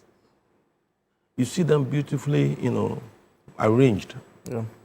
Within 3 months, they are gone, and nobody cares about putting them back. So, I mean, let's pay attention to our roots, because that is the only way we move. Most of us. That's the only way we have. We've not done much in respect of our railways, system. We have the sea there. We are not using it to travel from Accra to Takrady and other places. We are not using the water bodies, and we are using the roads. So if our attention is on the roads, we should make sure that at least street lights, markings, and the police too. I agree with AB that the police should be on the road, and they should be on the road not to harass drivers, but also to ensure that the drivers drive in accordance with speed limits and the road regulations. So it was sad yesterday. Yesterday, at a point, I couldn't watch it again because I realized my morning was being, more or less destroyed by the bad news. So I just put up the television and did something else. So I think our leaders must look at the issue of lighting system. Even in Accra here, the capital city, if you go to some of the places, very dark. Everywhere is dark. Yeah. Everywhere is dark. So I think we should, and the contractors who also bring those lights. If you bring lights and the light is going to last for 3 months, and sometimes they even triple or quadruple the prices they buy from China. If you go to China, let me tell you, if you go to China, if I've ever done business in China, I've done business in China before, they will tell you, yes, where are you taking them to? Yes. The first question is, this one you buying, where are you taking them to? If you say Africa, Africa, this one gooder, which means grade C. If it's going to America, this one gooder, because the grade A is more expensive than grade C. So our people, they go and buy the grade C. Because if you go to China, China, the lighting system in China is more than any country. And their lights will be on for years. It means those lights, we can bring them to Ghana as well. But the contractors, because they want to make supernormal profit, they go and buy the grade C, bring them here, 3 months is gone. And I don't know the kind of contract we enter with them. Because if within certain period the light goes off, you should be able to replace it as a contractor. So we should do things properly. It's quite unfortunate. Our condolences to the family who have lost their beloved ones. I think it's a sad morning, and let me say good morning once again to you, and good morning to Lawyer Malba. You see, Lawyer Malba should just go straight to the point. There's no sense in establishing a commission or authority, we call it, in this case called road safety, and we do not seek to fund it. There's no sense. I think it's about time there's a law, I stand to be corrected, that would at least put some token of a tax to every single Ghanaian to contribute towards the running of this particular institution. It's about time we did that. Not too long ago, there was this proposal of, trying to put a levy on DVLA roadworthy, issuance to take care of trucks that are spoiled on the road or broken down, so that at least they could be conveyed in real time to save situations. There was an uproar. We all rose up against it. I think the proposal emanated from, Zoom Lion or something. No, they had a company that was Road Safety Management Services Limited. But that law is still there. It's not been scrapped. Yeah, and see, we actually poo-pooed it. As a people, we fought against it. I've always maintained, if you want safety, if you want to take our public health seriously, or issues of public health seriously, it's about time we spent. Lawyer Malba sits here. Go to his regional offices. Pathetic. They can't run, they can't work. Meanwhile, we have these aboboyas all over. Some people, they call them prages. And the kind of mess they cause because they are not regulated is actually sickening. We're told this accident that happened was as a result of an Abubuya that had an accident, broken down, and then blocked the road in a way. We're told again that some darkness also had caused that. Because it got broken down, it was parked there, nobody lifted it. The road also was foggy. People could not see, or hazy, they couldn't see. Driving on that road was a challenge. Eventually, look at what it cost us. 12 good lives. Who knows what they would have contributed to Mother Ghana? 22 of them in the hospital as we speak. Various conditions. We are sitting here, and all we want to do is to gloss over. Lawyer Malba says he's going to have a breakfast meeting with, as a CEO, have a breakfast meeting with some, stakeholders. Let me remind him to include the MMDCs within the jurisdiction that he's going to have the meeting, because they are clothed by the law to also come up with bylaws to regulate some of these aboboyas and other things within their vicinities. They should be part of his meetings. Okay. They also have DISEC and RedSec and whatever that they control. MTD falls under them. They should be part of that meeting. Look, it's about time we look at it critically. And do not just come to sit on TV, speak English, get up, go home, get our cocoa or banku and okro, and we've forgotten about what we spoke about. And institutions are dying. Okay. As we speak, because he cannot say it, but let me tell you the truth, his office is struggling. He cannot operate. No, I mean, I think he made a point about resources. It's a fact. Yeah, I'm telling you, I know what some of his regional officers. Some of his regional officers are my friends, my very good friends. Okay. They are struggling. So please, our call is to the Minister of Finance. He didn't even include them. They should see whatever they have to do to resource such an office, and whatever promises that they have made. That look, we're going to regulate Okadas. How far have we gone with this Okada promise with NDC? How far have we gone with this promise of regulating Abuboyas? Okay. What are we going to look at? So for me, I think that, look, it's about time. This is not politics. Let's all come on board, see if this institution is working well, and education is going on, sensitization is going on, lives actually are going to be saved. Okay. Just as we did for infant mortality. Today, infant mortality rate in Ghana has dropped to somewhere 25 to 28% out of 1,000 births. Okay? And rather, road safety crashes is rising.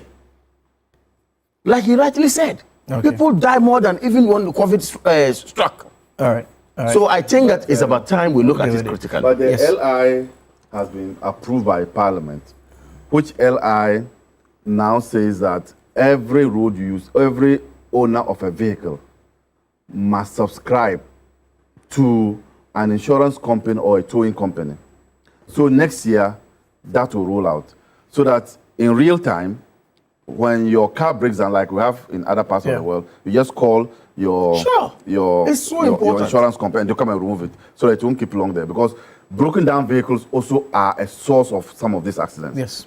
Then also the Okada, the law, the LI, which has been approved by Parliament just like before they rose, also talks about how we are going to regulate them. So from now till the end of the month, the year, we are going to go around the country in the 16 regions to sensitize the people before rollout takes place next year. So by next year, I am just concerned about now and in between time. I think in between time, the lighting is very important. Yes. So I think the lighting is my concern. That's fine. I mean, they should stop giving the light to the MPs. Yeah, I mean, the lighting is very, very. They should stop giving the light to the MPs and put the lights on our streets. Okay. So that is it by way of our thoughts on that unfortunate incident. Our condolences once again to the families of the bereaved. We also wish those in the hospitals a speedy recovery as well. We pray that we don't lose any of them. I mean, I was affected directly. I have one hospitalized as a result of that accident. Yeah, I just got a message from somebody. Yes. My cousin is among the dead. A very good friend of mine, a lady, she's actually hospitalized. My cousin was part of the... I've said it countless times. I use that route every single day, and for some time now I've avoided using it, but I used it this morning because I wanted to see the lighting situation. I stopped using it because almost every morning there's an incident on the road, either a broken down vehicle that causes traffic or there's an accident on that road all the time. So it's something that we have to deal with. Let's see how all of that plays out in the coming days. But let's talk about scholarships now. And there's this conversation that has been started by Ghana's High Commissioner to the UK, Sabazita Benson, alleging serious mismanagement of scholarship funds under the previous administration. In fact, she made various Facebook posts. She followed up with interviews where she's even cited an instance where about 90,000 cedis was spent on visa fees, and how beneficiaries of scholarships have their spouses and children also being provided for and being allowed to accommodate them. If you followed the conversations around scholarships, you know that it's not new. In fact, last year when the new administration took over, the same issues came up strongly. And in a space of a couple of months, Parliament passed a new scholarship bill, a new scholarship law that was passed as well. And the point was made at the time by the legislators that it was to deal with some of these concerns that had come up strongly about how scholarships are awarded in this country. And so that law was passed in Parliament last year to deal with it. I'll share bits of that with you shortly. That is the Ghana Scholarship Act 2025, Act 1149. And that law was passed by Parliament to establish the Ghana Scholarships Authority to regulate the administration and award of government's scholarships in a transparent and equitable manner and for related matters. And if you read the law, it deals with issues of how it should be awarded, it should be fair, brilliant but needy students, and all of those issues that we had all talked about over and over again. So why this conversation at this point in time? I want us to first listen to the High Commissioner to the UK speak about some of the disturbing findings that has been discovered so far and what is being done about that. It is a whole lot of people. She was just an example that I used. It is not just somebody. I have about 3 files or maybe 4 of such people who were brought in, whole families. So one person, it could be the husband or the wife, gets a scholarship to come and study, and they are studying things like MBA policy that we are teaching in our universities. So she gets a man or wife gets an award to come and study MBA or policy, and then the tuition is free, government is paying for it, stipends is free, and then the person, the awardee, comes along with the whole family. Some of these families were as many as 4 children plus spouse, 5 children plus spouse, 3 children plus spouse. What I can tell you for a fact, my eyes have seen the documents and the payments. I know the travel agents that was collecting these payments to buy tickets for them. It's just I don't want to put their name out there. But they know, listening to me, that travel consult, they know that what I'm saying is true. We paid for whole families, for whole families to move in with their parents and their spouses to come and study master's degree. I mean, it's insane. It's insane. Well, the commission has also been talking about what she intends to do about it, because the question is that, I mean, you've discovered this. What are you doing about it specifically? Government should refund. They didn't come and study. They didn't get any scholarships. Government should make them refund everything, including visa fees. And whoever did it should be charged for causing financial loss to the state. Because is the reason why I am saddled with a debt here of about 35 million pounds that we can't pay. These this huge amounts that we were using to pay air tickets. Look, even yellow fever card was part of what that travel consult was charging. So they were charging for their premium visa. They were not using ordinary visa. And I can tell you for a fact that the UK embassy, they charge £500 for premium visas.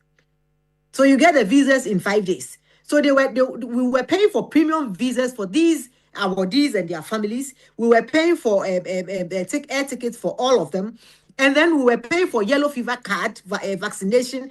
And then we were paying £8,160 each to every family member that accompanied the awardee for coming to study one course that can be studied in Ghana.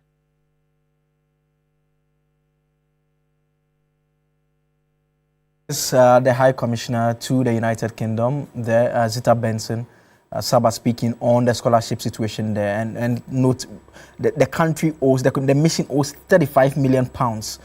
In fact, she told us that they've been able to pay just about £3 million so far. So they are still in a lot of debt. And interestingly, scholarships were awarded in January of 2025 for students to also go in. And so once this was they were awarded prior to the new administration taking over. And so the students went in January 2025, and that also presented a new obligation on the government at the time as well.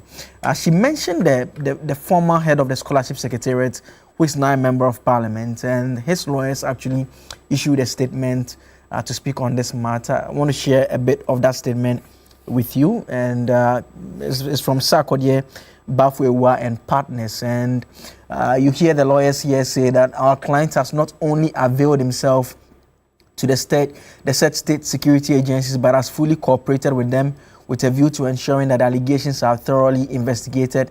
His name is completely cleared and the matter is brought to a definitive conclusion. They add that he's a law-abiding citizen.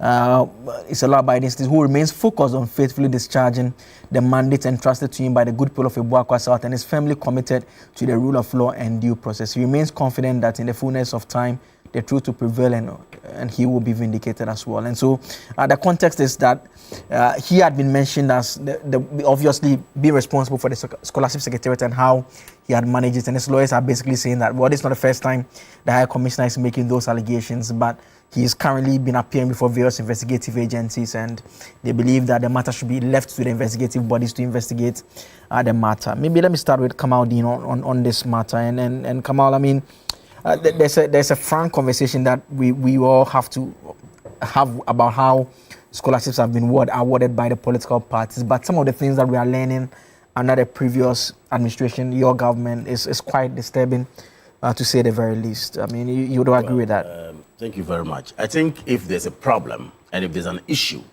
that we need to deal with as a country, let's deal with that matter as a country and stop this cheap partisan politics. What the High Commissioner is doing is nothing but cheap partisan politics. If there's an issue, there's an issue. Who says under NDC one cannot cite some of these matters? Who says under MPP we cannot cite some of these issues? I think it's about time we call a spade a spade. If we have a law in place, and in this case you attribute it to Act 1149, okay? And when you look at the Section 3 of that act, the objective of the Secretariat is clear. Question is, how well has even the Secretariat dealt with the National Development Planning Commission to agree to some gaps that we have in our human resource base as a country that warrants a scholarship to be given to some people to go and study and come and help? Section 3 is clear on it. Whether the Secretariat has been dealing with National Development Planning Commission, we don't know. Question is, science, engineering, and mathematics, which is supposed to be given prominence in the award of scholarships, or in the awarding of scholarships. How well is the Secretariat using that to work? These are mundane, better issues that we need to talk about. But when you start to say that it's the MPP government, and then in this government, what is happening in this government too?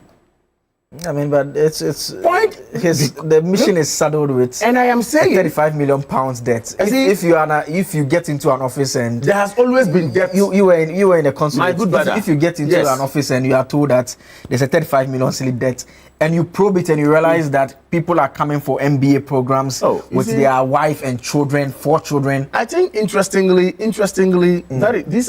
I will only work with what she's saying as a hearsay. Until the veracity of same. That's why the lawyers of the ex-CEO have actually had cause to write. We are not running a banana republic. We are running a country of laws, where, of course, you cannot impugn wrongdoing when investigation has not been established by, if you like, the authorities that are supposed to do that.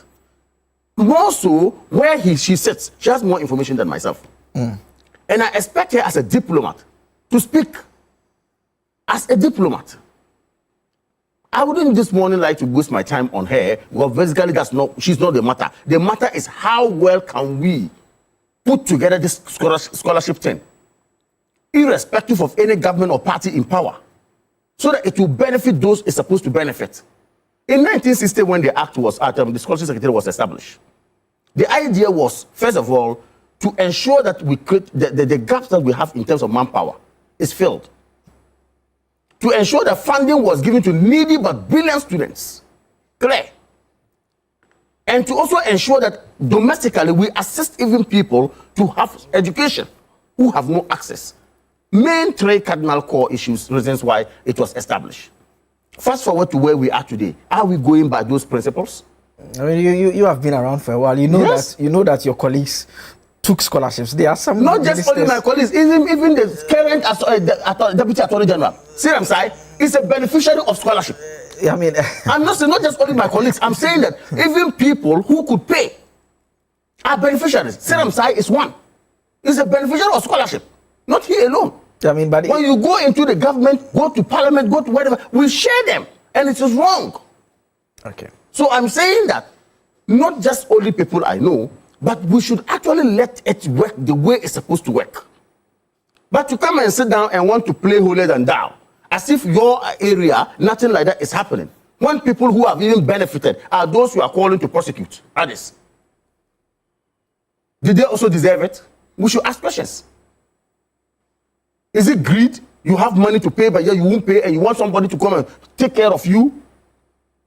I have had the opportunity of being called to come for a scholarship. I said, no, I don't want it. I'm not a rich person. Is that how they do this? I don't have it. I'm saying that some time ago. Listen to me. Listen to me. I have had that opportunity. But that's the point that we are raising. It's wrong. Yeah, and to the extent that we are discussing how scholarship is managed under your administration. It's still managed. That is what is still happening. On Facebook, just the day before yesterday, I saw someone thanking a government appointee for facilitating scholarship for 2 people for him. On Facebook, this current government. I saw someone writing to thank a government appointee for facilitating scholarship for him. Is that a criteria? Just yesterday, I read on Facebook. For some reason, I don't want to mention the person's name. You understand? But the question is, that is what is happening. What is the criteria? How do we select these people? What do we go about government scholarships? Yet, it is convenient for you to come and sit there and say it's MPP. But it's not convenient for you to say what is happening that yesterday when somebody wrote that, 2 people have had scholarship because I sent their names to him and then they did it for me. Really? Is that the way they share it? Is that the way they share it? They get fan scholarship. Is that the way they share it? We know what is happening. Let's not sit here and want to come and hide our faces and then try to say we are opening cover or we are blowing the cover of someone. Yesterday, if it was wrong, today is equally wrong. And I think that, look, matters that are under investigation, rightly when the lawyers put it. Of course, if you have issues, write to the right report. Your ministry is there. If you think that you have come to meet debt, and the Foreign Affairs Ministry, I have worked also with the Foreign Affairs. What does it matter? You send a circular. You send a report. Okay? The report is going to get to your office. The office will deal with it. If they need for Attorney General to come in for investigation, they will forward it. You don't come sit down and jump the gun, try to try people in the public court. No, I mean, maybe a bit of context. The issue is that there are students in the United Kingdom that are making demands for. It has only been so, my brother. Yeah, so once they are making those demands, and in explaining what is accounting for some of the delays, she explained that there's a bit of auditing that is even taking place currently because of how things have been managed, and they are saddled with $35 million in pounds in debt. It's because we have no time. I can take you from 1960 to date, and just let's read the recent times. Under the NDC, when the MPP came, they came to meet them at the High Commission. So I'm coming. Your not point, only the High Commission, your point is Ukraine and other places. Come on, your point is that you agree that we've not managed scholarship. For me, I agree completely. But you have a problem with her speaking about it. I just gave you an example that if someone like Siram Sai, who we all know benefited from scholarship, I think we should hold on that point. Oh no, why we hold on? He's not a beneficiary. No, because we don't know I don't have the facts surrounding how that scholarship was awarded. That is one. Fact is that we're talking about awarding scholarship, government scholarship, and we are talking about people who are supposed to benefit. Someone called you to come for a scholarship, and you've just said here that even though you couldn't afford, you said I don't need it because I can do what I can pay for what I'm doing. The point is that you agree that scholarship has not been managed properly. Absolutely. But your problem this morning is that the woman is talking about it. Oh, no, that's not my problem. My problem is not the way she carries it. See, when you are given a position of, if you like, authority, and there are channels of report, there are channels of coming out with this. Yes, you can come out to say XYZ has not been so. But to the extent that you just go, descend on a particular person, when in fact, the integrity, the fundamental human rights of the person, you are a lawyer, is at stake. You don't put the person on the banner when in fact the investigation is not done. Okay. So I'm saying that you resort to the proper channels of reporting. Then when it comes up at the end of the day, for us to all discuss, we will discuss it. I mean, she said she like I said, she's not the first high commissioner. Other high commissioners are there, but there has been debt accrued as a result of what? Scholarship that they granted. Did we hear some of these talks? So at least she's a diplomat. She should be diplomatic about the way she does things. But of course, that said, the scholarship secretariat need to be looked at properly. Let's see how it's being done. We don't wait until someone sends 2 names to somebody and a government appointee, and then they say, oh, I am happy they have given this, granted me this. Then the other person said they have taken this. Who knows? What's the criteria? So I think it's something we need to look at. That's why the reason why the law was actually enacted. And I believe the law has spelled out the processes, and the processes must be adhered to strictly. Abi, this morning when I shared the flyer about the topics, a friend sent something to me. He says that he blames your government. And this was his reason. He says, you took office in January 2025. Everyone knows how scholarships are managed. You are not prosecuting anyone. So today when you are talking about what is happening at Scholarship Secretariat, Kamal is not happy. Oh no. He agrees that no, I'm coming. You agree that there's a problem, but you have concerns about how it's being communicated. And the point that he makes the reference that investigations are to narrow the blame to only MPP government is what I have a problem with. Well, that's but fine. I'm saying, but the point that people are, some messages that came in were making is that you've been in power since January. I mean, if some people were being prosecuted, some of these conversations, we should not be having them at this point in time. This is a high-profile corruption and financial scandal.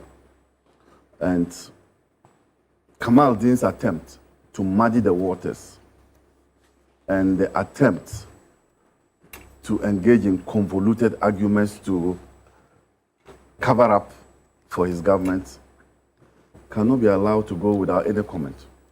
Look,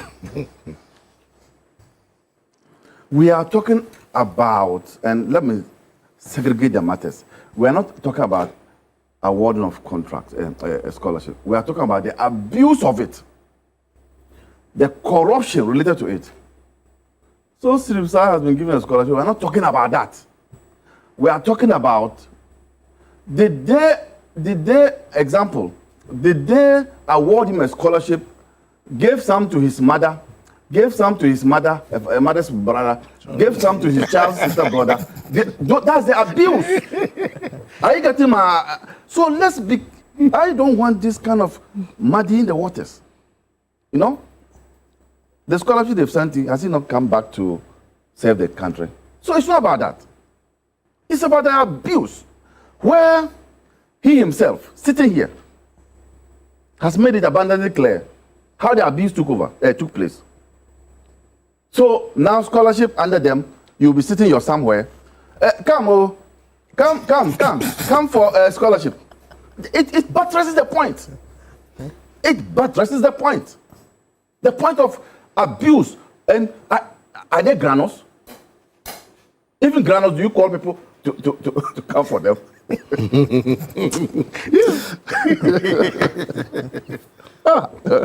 God. That's what they do. No, stop that. That's what they Look, you say that NDC there's some site in NDC where you have this abuse. Who else did in NDC? Whom did they call like they call you? Come and go and don't dare me this morning. Oh, so don't. The point is that we have this, and you see, to be honest with these matters, when the man, the MP, what's his name, Kingsley Ajima, was in office under the MPP, some of these matters came up. Whilst he was in office, I don't know where you are aware. Yes. Because I communicated with him because he had threatened, what's this guy's name? Koku Buahi. Because Koku Buahi went and sat somewhere in one of the account speaking stations and mentioned that he's using it for his campaigns and those things. So he threatened me with a letter. Koku Buahi came to me as a lawyer. So I've dealt with him about it. So what I'm saying is that this matters about mismanagement of the institution came up even when the MPP was in power. So it's not about NDC now coming and you are citing the ambassador as having done anything wrong. But I am glad that, I didn't even know, but I'm glad that investigations are ongoing in this matter. To say that why are we not prosecuting? You don't just prosecute because you are a lawyer. So these investigations, maybe you could say, should be sped up. You must speed them up to ensure that we get to the bottom of the matter. But the abuse, sometimes you ask yourself, when you are in public office, the way you are treating the office, would you have treated the office like that if it was your personal property? I sitting here, knowing the predicament of my office, I have declined 1 or 2 trips outside. Because I look at it, then I ask, do the mathematics for me. Then I look at the amount, then I look at my account. Already empty account. So that is what a public officer should be doing. The suffering I mentioned earlier. You know, I'm not, forget about the suffering. I'm just telling you, as a public officer, and I can cite it. I can cite it where I refused to go. That was in Singapore when there was this international conference on on IAA. I looked at it. I said no. So I had to make a junior officer to go because his allowances will not get to my allowance. And I gave the opportunity out. Abraham Albert sitting here. It has not reduced me. Fortunately for me, I know Singapore before. Because when I was in GMPC as board member under Mahama one, I went to Singapore. So I said, but I know this place. How many people, how many public officers think the way I have taught to save the institution money? So when you are put in a place, and that's why I don't like sometimes, in fact, talking about the governments. Let's deal with the individual. Because when your appointment letter comes, they don't put at the last end, and then you can engage in corrupt practices. They don't put that. So you have not been appointed to go there to engage in that. So why is prosecution not taking place? Once there are investigations, it means prosecution will come when there's the need for it. And so I think let's look at it from that angle. It's the abuse. It's not about the because the scholarship secretariat is supposed to be giving scholarship. But the abuse of it is what Ghanaians are appalled about. So how do we deal with the corrupt people who are put in there is the concern of Ghanaians. And I mean, there's a point AB makes about if it was a because private, when they call him that way, you come for scholarship like this. Do they? Because you must have a school that has given you, you know. No, I mean, once they call you, it means that when you get the admission, they'll give you. That's what it means, basically. So they've called him for it. Yes. Once he has not applied so for you now apply. So you now apply. When you get it. No. I mean, I have. No, you don't. No. My circumstance is not clearly explained to you. So you don't know. You don't know. That's right. You don't build I'll come to you. Let's correct it. I have had my own experiences. That's not my discipline. Trying to get a scholarship 2 or 3 times. I didn't get it. I mean, I didn't get it. You must get your admission first. I got the admission twice. But in his case, they didn't mind me. He doesn't have admission. Then they call him, come and take the scholarship. They didn't mind me. And I'm sure by now you have gone with his wife, his children, his what and what. I got admission twice. They didn't mind me. But I mean, there's a point AB makes about the private sector, and I think it's very accurate to the extent that if you are a private company and you decide to award a scholarship to a staff member, and the staff member comes to you and tells you that I'm married, so I want to go with my wife and my 4 children. I don't think any private company will say that, okay, I'll pay for all of you to go over there. I'll give all of you stipends just so you go and do an 8-month course in an MBA in the United Kingdom or the USA or whichever country you have to go to. How are we exercising discretion in the public sector in that manner? Good morning to you, your good self, my colleagues, and our viewers. You see, Kamal Dean has really done well for his party this morning. I mean, trying to, somersault just to defend the indefensible. You see, when you're talking about the road safety, it didn't go back to MPP's era. You spoke about your time, NDC time. But when you go to scholarship, then quickly you went. I'm not sure you're listening to me. Yeah, I listened to you. So when you say I didn't go back to MPP, you are lying. Because I mentioned that. I think you should allow him. I'll give you a reaction time. I'll give you a reaction time. You didn't talk about the challenges then. You didn't talk about the challenges then. The same challenges he's facing were there before he came. But the point I'm making is that, you see, I think we should take the issue of accountability seriously in this particular issue. I am seriously disturbed. The kind of information we get from that particular office is quite disturbing. Because, I mean, we are talking about taxpayers' money. We're not talking about political parties' fund to sponsor its members. Ghanaian taxpayers' money being used to sponsor Ghanaians. And that is the issue.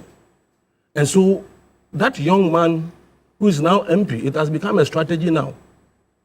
Go to an office, make money, go and knock off people, become MP, maybe probably you get some parliamentary immunity. It's become a strategy. Look at the issues we are facing as a nation, and look at where we are investigating. If it is not sports ministry in relation to 13 African Games, it is NLA.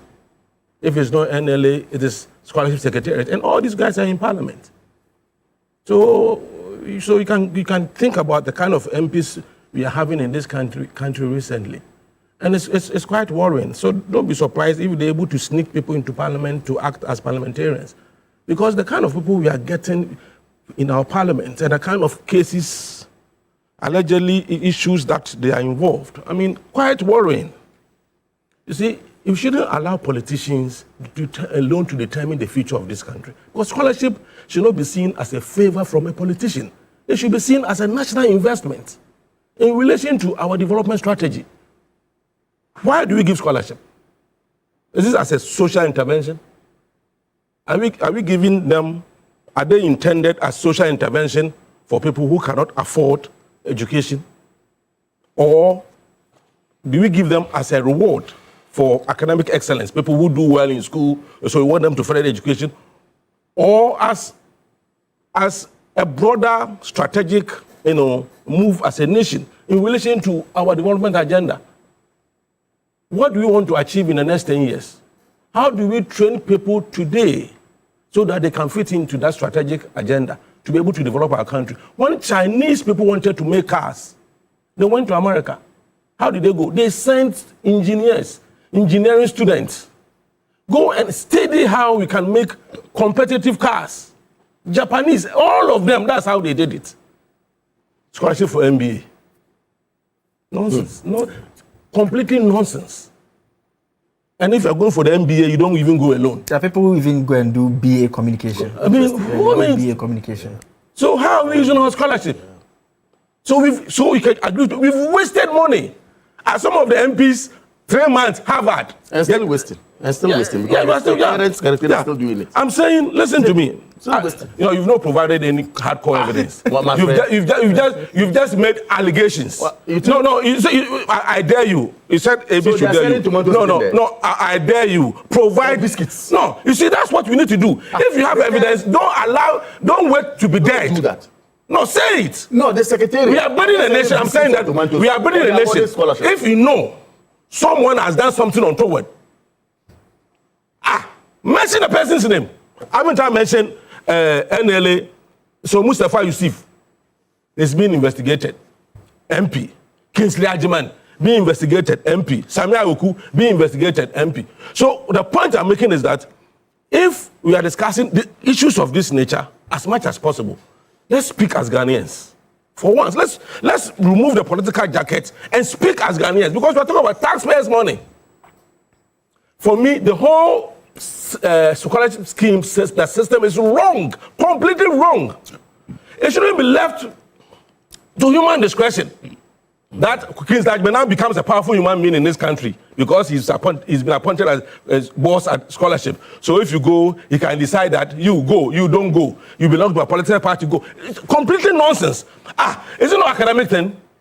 Why don't we allow the universities, tech, you want to sponsor your best science students, your engineers, because we want to develop this country on the back of this. Therefore, give us top students so that we can bond them. Even when the universities have provided their best students or those that they think can help with our national development agenda, then we can even interview them to know the quality we are sending out there. We bond them, they go and study, they come back, then work.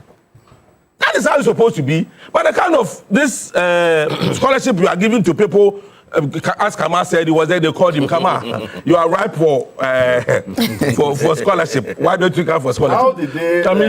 So that gentleman, that Kingsley Ajiman, that gentleman, Mr. President, the last time forensic audit was instituted at Sports Ministry in respect of the 13 African Games, the report came out, we've never heard anything. If people have started plea bargaining, let us know. If not, let's begin to see the prosecutions. The same way we heard about NLA, issues at NLA. The same way, Kingsley Ajiman, Mr. President, these are MPs, members of parliament. Let's remove whatever immunity they have and deal with them as ordinary Ghanaians in this matter. So, my concern, the way forward, I have suggested that we should scrap this issue of making one man the boss. Let's have a committee of experts. Okay? Let the university provide the names, the students. Then, let's vet them, let them send them out there to go and study. If it is engineering, technology, if it is this that we want to achieve in the next 10 years, let's send students specifically. Take good care of them. Bond them. Let them come and serve this country. Do you know that most of these people who get scholarship don't come back to Ghana? In fact, the High Commissioner made reference. They don't come back to Ghana. So it's like your mother, your mother, you pay tax. Your parents pay tax, but they didn't give you. They didn't give you, but they've given to people. I'm brilliant and needy too. Can you imagine? I didn't mind me at all. So I think it should be. We should clearly define. We should clearly define and distinguish between. I'm brilliant and needy. Why Shadrach? Between a needs-based scholarship, merit-based scholarship, and strategic national scholarship. Are you getting it? There should be clear definition. And I'm saying it should never be left to the politician to decide. If the politician sits there, I'm telling you, the politician will give only members of the party, maybe give one or two just to, point to, like the way he's pointing to Slam Sai, the Deputy Attorney General. No, he's been consistent. Deputy Napo went to Harvard for 3 months. The money that was spent on him could have sponsored about 4 candidates, 4 MBA students in Ghana, just for 3 months. Napo. That he's supposed to be giving scholarship. You see, we've done things haphazardly in this country. And it's about time we changed the way we do things. That is why I'm calling on this government. Mr. President, it is not just about investigating, prosecuting. The way forward is that allow the universities to give us the students based on merits. We want engineers. I think we need to decide the direction first. Yes, the plan. That's what I'm saying. In the next 10 years, 20 years, what is it that you want to achieve? Other countries did that. Do you think China will give somebody scholarship to go and study MBA in America? They will not do that. So we shouldn't do some of these things. And let's deal with people. If indeed what we are hearing is true, and there's this malfeasance and mismanagement at that place, then let's head to rule, Mr. President. Let's see people behind bars or let them begin to cough the money they've stolen. Some of them allegedly have property. Some of them, in fact, some of them, if you come to Westlands, they have properties there, a lot of them. You see, and if you compare their salaries and the kind of properties allegedly they have there, I'm talking about King Sturgeon, it's quite worrying. But why would a minister, because my understanding is that even some ministers were given scholarships. Why would a minister be given a scholarship when you, who is poor and needy, when you applied, you didn't get. But in your case, you were poor, needy, but not lucky. So that's why you didn't get. So the point is that we need to restructure. But I'm told that there's now a new, because it is now an authority, and now it's the universities that select those who are needy and then bring them to the scholarship secretariat. Oh, if you can go to the university and then influence the people, they're fine. But there's also a committee. Oh, fantastic. That sits on it. And I'm told, I won't like to mention the names because then people will go and be trying to influence them. But there are prominent people who sit on your case before you go, they send you to the scholarship secretariat for approval. So things are beginning to change. In fact, under the new law, if you refuse to return to the country after completing of the program under Section 31, you will be required to pay to the authority a refund of the total amount of scholarship awarded to the person and interest on the total amount of scholarship at the prevailing Bank of Ghana rate. Where a person fails to pay the penalty specified under subsection 2, the authority shall recover the total amount of the scholarship and the applicable interest as a civil debt at a rate of twice the total amount of the scholarship and the interest on the total amount. So those of you are happy your party's in power, you are running around getting the scholarship. I don't know why we are hinging even this conversation only on the foreign scholarships. When you read the law, the law talks about the local or domestic scholarship strongly. That is where the idea of the needy but brilliant students, the poor ones, comes in. Because, like I mentioned, the three cardinal principles that this secretariat is hinged on, one of them has to do with access to education by people who do not have at all. How well are we doing it domestically? But you see, we are concerned about who is going to Norway, who is going to this, who is going to there. Amalba just sat here and said that at least I went to Singapore before, so someone should also go to Singapore. I've had the opportunity of knowing there. You understand? It was a discussion that he used. So I think that we should not just try to say that the resources that which is hard-earned resources anyway, we are rather spending so much money for people to go and do MBAs and needless courses, when domestically we have people who do not even have access to education and access to schools. So I think, yes, the secretariat should be looked at properly and see, okay, even if the foreign, whatever, we can issue a moratorium on it and rather concentrate the little resources that we have on the domestic development of the manpower that we need in this country. Otherwise, we are in trouble, as it were. Well, you see, our problem, Ghana as a country, our problem is that we don't have a clear path we are taking in respect of our national development. I mean, let's have clear path. If it is a 10 years, 20 years development plan, then let's have it so that some of these things can be, can be linked to our development agenda. Other than that, you train people for cricket when they are supposed to play football. and it's going to be a problem. See, I can believe one other point is that, look, privatization has come to help us even. Most of these companies that we have today in this country are privatized. Most factories we have in this country are private. Okay? Some of them within in-house arrangement, they kind of make room to sponsor people who would have to go and then study and come to ameliorate whatever they are doing. And I think that, look, those days in the 60s and all that, we didn't have much private companies like this. Now, if we do have, I think it's needless for government to be spending money for people to go out there and study humanities only to come back to this country and do nothing. And there are a lot of they come back as unemployed. Yeah, I mean, there are a lot of private schools even in this country that are awarding very competitive, very fair scholarships. And every single time, I'm sure we've all seen it on social media, you see someone post results of fantastic grades, and then I've seen people say that, oh, apply to Ashesi, and I've seen 2 people so far. They've gone to Ashesi. One of them works with one of the big auditing firms in the country, just within a space of 5-6 years. When it was put out, the person got a scholarship to Ashesi, went and came back, and so all those are things that. And even under the new arrangements, if you are going to offer a course outside, which can be done here, they won't give you There's no need. No, that's even what the law says. Yeah, so that's not even what the law says. So the people who go out to offer courses that can be done here should actually not be given scholarships. So It's we need clear to in the vet law, even. How come that in some cases we have courses that can be done here, but people are given scholarships to go out there, and so it's important that the investigations take place. So my last point on this, we've always said it here in Ghana: beautiful laws, beautiful policies, implementation problem, enforcement problems.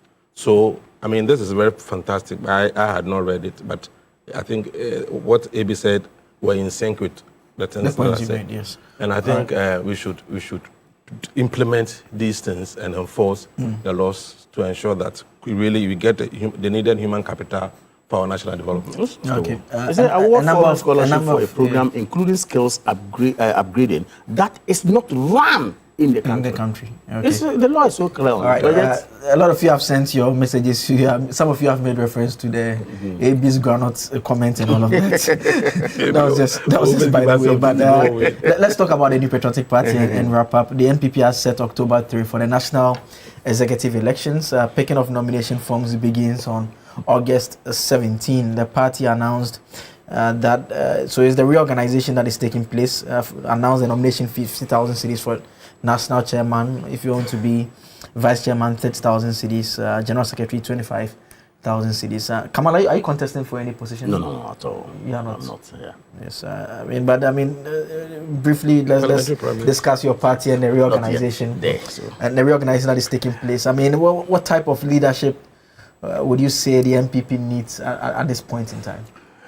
Well, I've always maintained that parties under our multi-party democracy are supposed to ensure that they put themselves together, for public elections properly. And not just putting themselves together for public election alone, but to win, as it were. Now, of course, I won't sit here to churn out or to say all the strategies that we have as a party, but importantly, from the grassroots to the national level, we need executives who are committed to assisting or to helping the flag bearer, in this case, Dr. Alhaji Mahmoud Bawumia. Wherever he is this morning, I want to say Jumma Mubarak to him. You see, for the first time, we as a party have shifted from the old tradition of electing the base until we get to the flag bearer. Okay? We have a novelty introduced, which is getting the flag bearer and then getting back to reorganize to assist the flag bearer in prosecuting his campaign. As we said, polling station has been done. Fairly out of 100%, I should say that we had about 98%. Okay, it's been done. We had the electoral area coordinators. Initially, we had only one electoral area coordinator. This time around, we're going to have 5. We have 5 electoral area coordinators. So every single electoral area has 5 executives. When we amended our constitution in Legon, it saw that. Even at the polling station level, we had 5 people. Now we have 7. Okay? And then we have 5 at the electoral area. Then we have the constituency that we have done. We are done with the constituency as well. Some 1 or 2 constituencies have not been done yet because of some bit of issues. Of course, you cannot have it 100%. Again, from the constituency, we used to have 17. Now we're going to have 19 executives.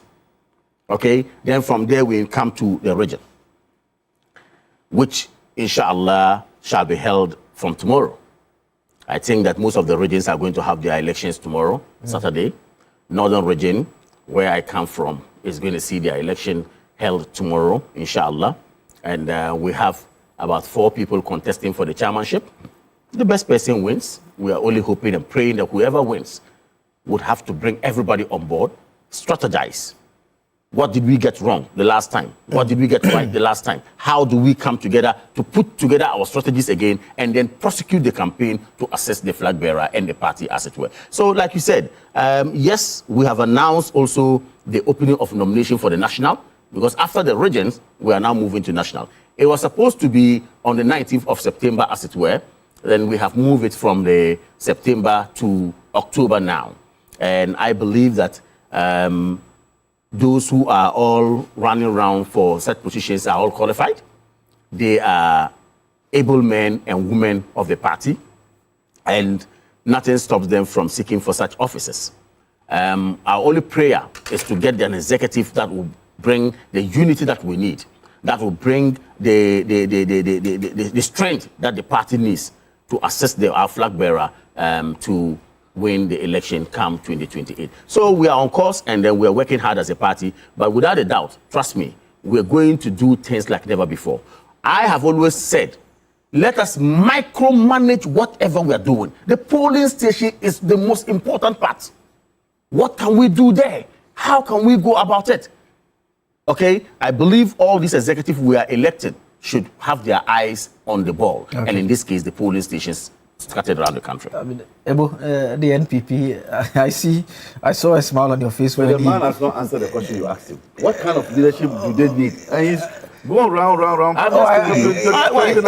not listening to me. You're watching your phone. Talking about. I've told you. Talking about we need leaders who will strengthen the party, and we have done well. Maybe I come to you, Ebo. I saw a smile on your face when you talked about how they had gone about it in a novel manner. You seem to disagree. They are incorrigible.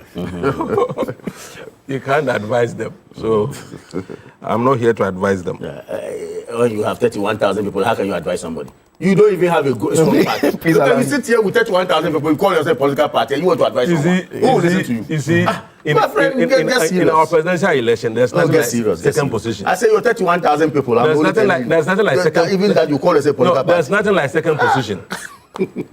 NDC won, all of us lost. It's as simple as that. No political party. No, simple. You are in opposition, I'm in opposition. That's a lie.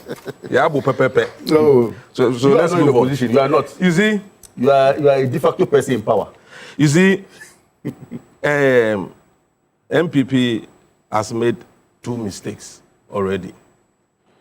One of the mistakes can be corrected. First mistake is the leadership they have in parliament. I don't think it's the kind of leadership that has been able to resonate with most Ghanaians. I mean, their style of leadership in parliament leaves much to be desired, honestly speaking. So that mistake is pending. Then another mistake is the kind of candidate they elected. I told you, apart from the fact that he has shown to be a weak leader and also an incompetent leader, he's also not marketable. I've said it here, that when it comes to the marketability of any product, it depends more on the market in which that product is being sold than even the product itself. So you can even have a good product for a bad market. So, but it becomes problematic if the product itself is defective and it's not also good for the market. For example, wanting to make profit from sale of pork at a Zongo market. I mean, no matter how you advertise and sell, people will not buy. So that mistake has also been made. I don't expect them to make a third mistake, to elect a leader who will not be able to at least unite the party. That is what they need. You see, their problem is beyond leadership. But at least if you're able to solve the leadership in terms of how the party can mobilize itself for future elections, I think it will be good for the party. But already, as I told you, they have a lot of problems. See, they are already panicking. Let me show you. Let me read something to you. Kofi Tonto posted something yesterday also. And there's a clear, you understand why I talk the issue of marketability and the market in which you are selling. In 2028, in 2008 and 2024, they use the tribal card. In 2028, they will deploy religious scaremongering. But they will fail. We will stem their evil tides and rise up as one people. Ghana will not break on religious Scaremongering. Ghana will not break on religious grounds. Ghana shall stand, democracy shall win. You see, clear case of panicking. You choose a candidate, you are panicking. I see. You see, the point I'm making. What point is he making? No, my point is made from I just read something. Didn't you hear what I read? Didn't you hear what I read? No, come on, allow him. Please conclude for me. No, didn't you hear what I read? Conclude for me. So the point I'm making is that already a political party that has a very bad record in terms of how you manage the economy, in terms of corruption, in terms of galamsey. So all these things are there already, plus the candidate you have. Then I'm saying that if you know you have all this baggage, electing a leader to lead the party, to manage the party, you should be very careful as to the kind of leader you are going to elect. Other than that, then you are going to exacerbate your problems as a political party. Maybe I'll give you the final word on the NPP. I mean, it's in your interest that they elect a formidable team, or you rather want a weak team so that you have a field day, you win the next election, you move on. You see, leadership is about three things: to guide, to inspire, and to influence. So, if you look at these three characteristics, the current leadership of the MPP cannot boast of any of this. And that's why they brought them into opposition. Now, they have an opportunity to select new people or to select among themselves again. These are the characteristics they should be looking for. The reason why this should be the characteristics they should be looking for is because leadership is cause. Everything else is effect. If you don't have a leader who can inspire you, the follower, towards a certain goal, and what is their goal? Their goal is to come into power. But it's the leadership, and here, strategic leadership, and I'm sending him to leadership course. And here we're talking about strategic leadership. And strategic leadership is combining operational needs of the party, because the people they are going to vote are the ones who are going to be on the daily basis operational. They are operational people. So you combine the operational needs of the party as against the bigger goal, which is to get power. So for him to sit here and say that all of them are qualified, they've already lost. Because he said that all those who have put themselves there are qualified. We're not talking about qualification in terms of your regulations. Are you a member of the party for 4 years? That's not it. That will not send you to power. And Ebo has said that their leadership in parliament is in shambles. I have never seen an opposition leader such as Afenyo Market. And that day Afenyo Market was in parliament recounting leaders who came to, who were minority leaders under JH was the chairman was Papa Osankum. He even forgot to mention somebody. They didn't know there used to be a fine gentleman known as Abraham Osei Ojuk, a very fine gentleman, nice gentleman. As Afenyo Marcus, all of these people know. Which of them conducts himself like he in parliament? Because when you are in opposition now, you need to have a voice that people will listen to. But if Afenyo Marcus just get out, hey, why? Why is what? People know what I'm talking about. So, if you don't have a leader who can galvanize and mobilize you to your goal, then you are bound to fail. So this current leadership must all be put aside if they want their party. And I'm doing this, giving them a piece of advice because I want a strong democracy. Else I would have gone the way you went, asking me that question. You prefer that they retain the current leaders and the kind of question you are asking me just to trigger me to say things, you know. So, so for the strength of our democracy, we need people who can galvanize the MPP to be a strong opposition so that at least they will keep us on our toes. Okay. Yes. Come on in briefly. Yeah, you see, it's interesting. It is not what Ebu wants or what Amalba wants that we will do. They don't teach us.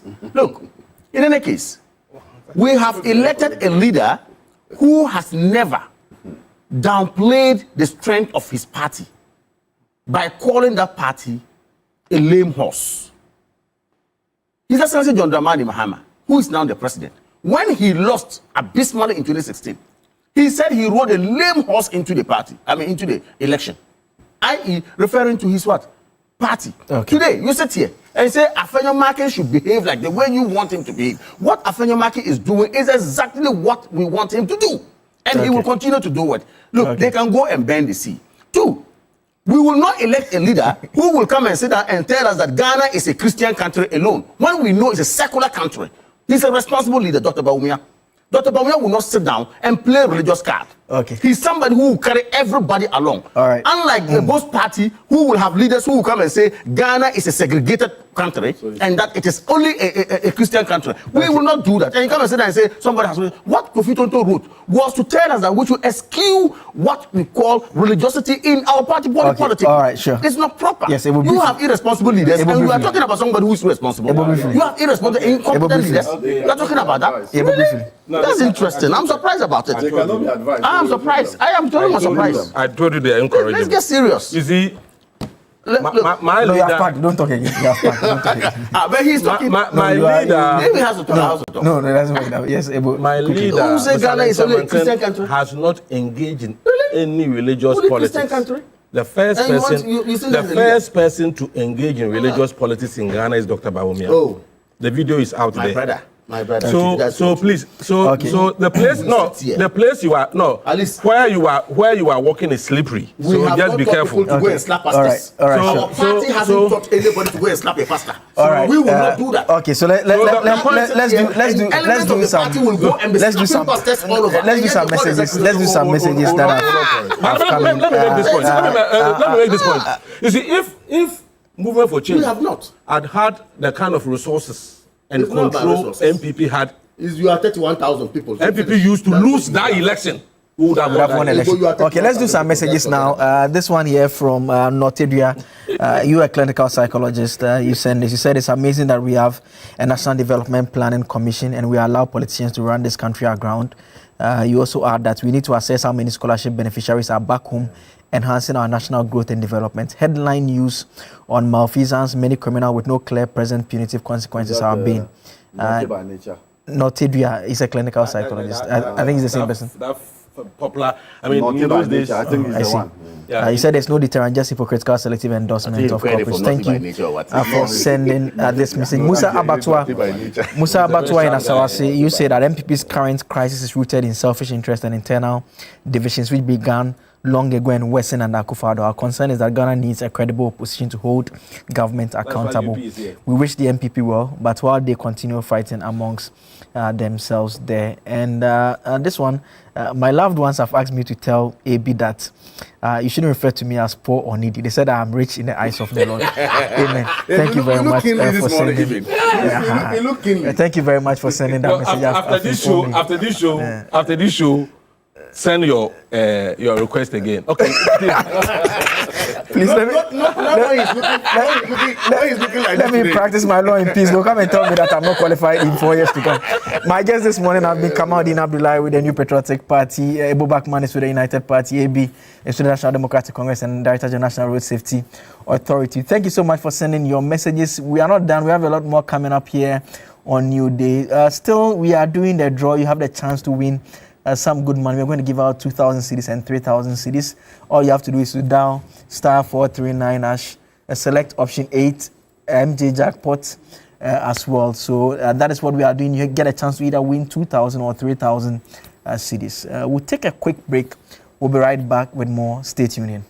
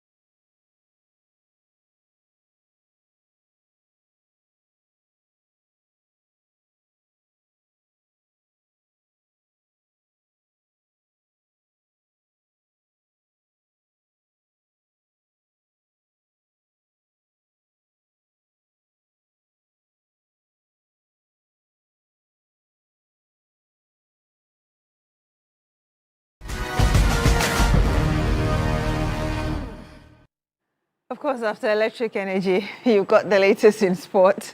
Yore Kwampopo is here. Hi, Reku. Hi, Chris. But you are not dancing to the song.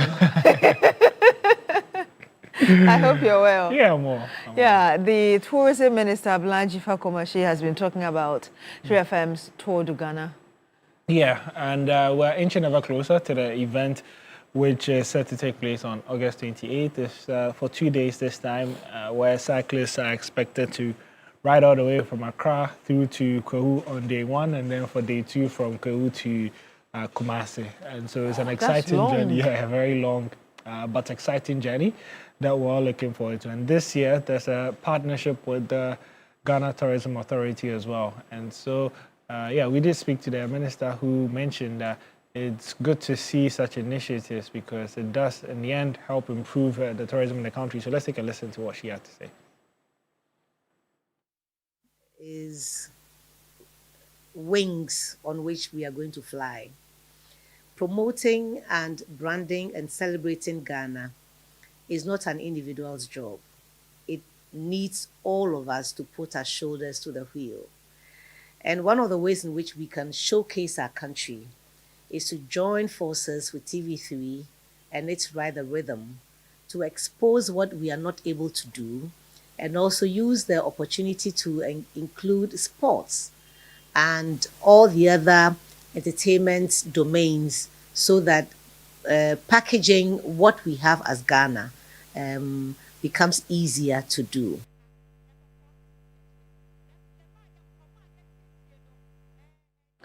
Tourism Minister there, of course, acknowledging the importance of doing this. But beyond that is also the WBA World Eliminator issue? Yes, so there's a huge boxing bout later this weekend on Saturday, which will be live on TV3, actually. It is all the way in Buenos Aires in Argentina, where Robledo would be facing John Lai, who he's from Ghana, and he's undefeated. He's worked very hard to get to where he is now. And usually, you know what the eliminator is? Eliminator is almost the second biggest fight, because after that, if you're able to win, that means that you're now eligible for a world title fight. And so it's been a while since we've seen a Ghanaian in a world title fight. So this is a big deal, not just for John Lai, but also for Ghana boxing as well. Interestingly, the people who manage Lai are familiar faces, Asamoah and Samir Nimado, who are really huge people when it comes to Ghanaian football in terms of playing and administration. And they've been speaking ahead of the bout on Saturday. But I will inspire you with what I have been through, when it comes to crowd and everything, and going to somebody's territory. The fans are going to shout. The fans are going to shout. I always tell him, even when I was playing, my most goals that I scored for Ghana was away. My most goals that I scored was an away game. So it's like the fans will be cheering, but you and the opponent are in the ring, and he knows what you are going to do to him. So don't just forget about the crowd, and then focus on you and the person in the ring. So he knows what is at stake, and we've watched his clips. We've seen his weakness. We've seen everything. We've had a good game plan that we're going to exhibit. That is what we do. We are there to just guide the boy. I always get excited when I see a Samuel Jan. But when I saw the eliminator, though, Arnold Schwarzenegger's Terminator came to mind, yes. Yeah. But beyond that, we've got WAFCON as well. It's still going on. Yes, and there's the WAFCON, which technically is not part of the competition. They call it a play-in. It's usually the post-tournament, shenanigans. And so Ghana definitely are not going to win the title. Will not get a medal. We're knocked out of the quarterfinals. However, this is a play-in to lead to the playoff for the World Cup slot. And unfortunately, by failing to beat Malawi, Ghana took the longer route. And they started on a good note. Needed to beat Cote d'Ivoire in the play-in, which they did. It was a difficult one because they conceded a penalty in the early minutes of the game. And, it could have been a tricky one for them, but I think they held their nerve. And in the second half, they continued to pile the pressure and got, I think, a very deserved goal after they thought that Stella Nyamiche's equalizer would stand. However, that didn't stand, and they ended up getting the equalizer with about 20 minutes remaining, and then getting the winner as well from the penalty spot converted by Josephine Barr. And so I think it's been a good one. I mean, the question will be, where was this against Malawi? But sometimes you just have to move on and look for it. And they had 5 games to play to reach a World Cup. Probably need to win all 5. They won the first, and so now there's 4 more remaining. Up next will be the preliminary phase of the World Cup playoff, which would take place in November through to December.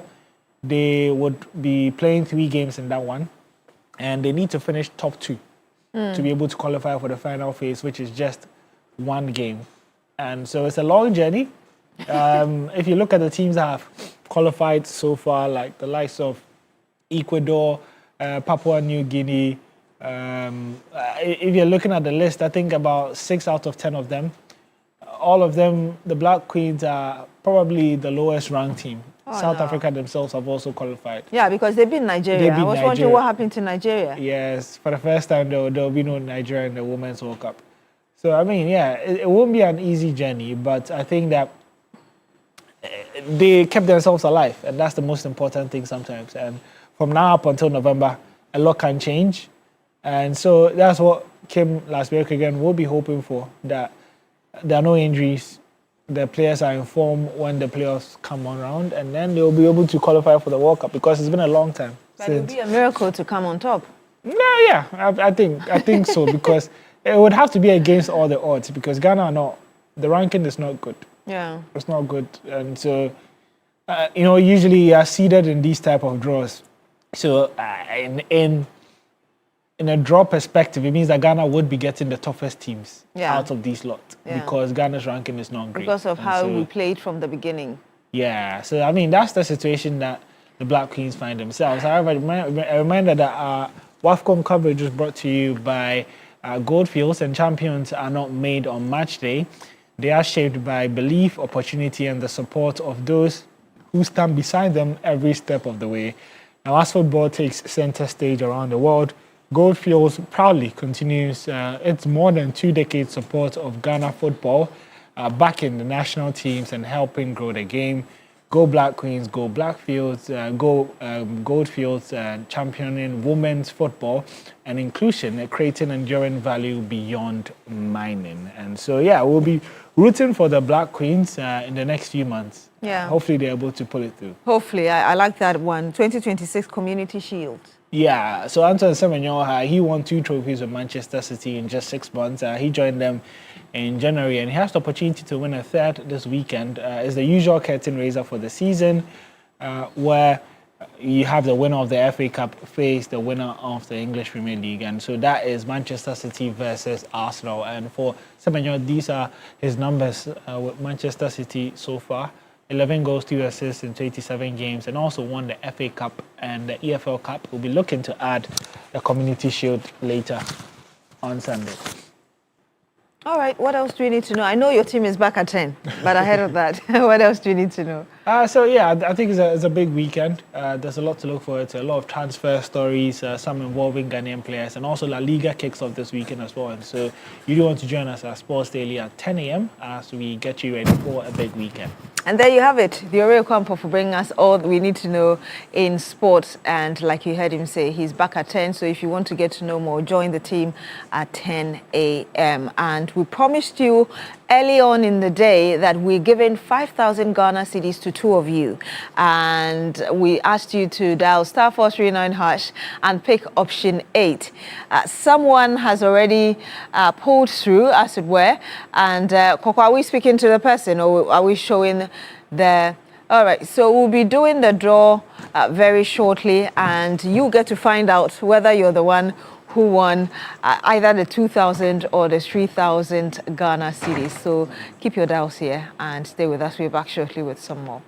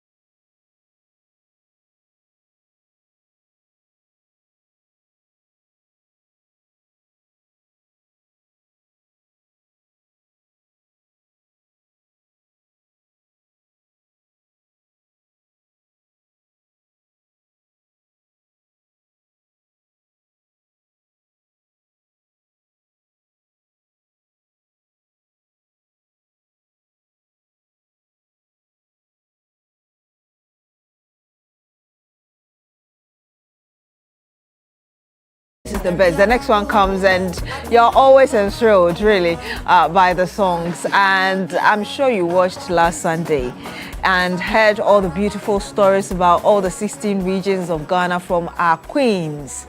Yes, our contestant. And this coming Sunday, there's going to be fashion. So we'll be talking to you more about it, but I'm joined in the studio. We'll be having a conversation with all the representatives from the 16 regions of the country.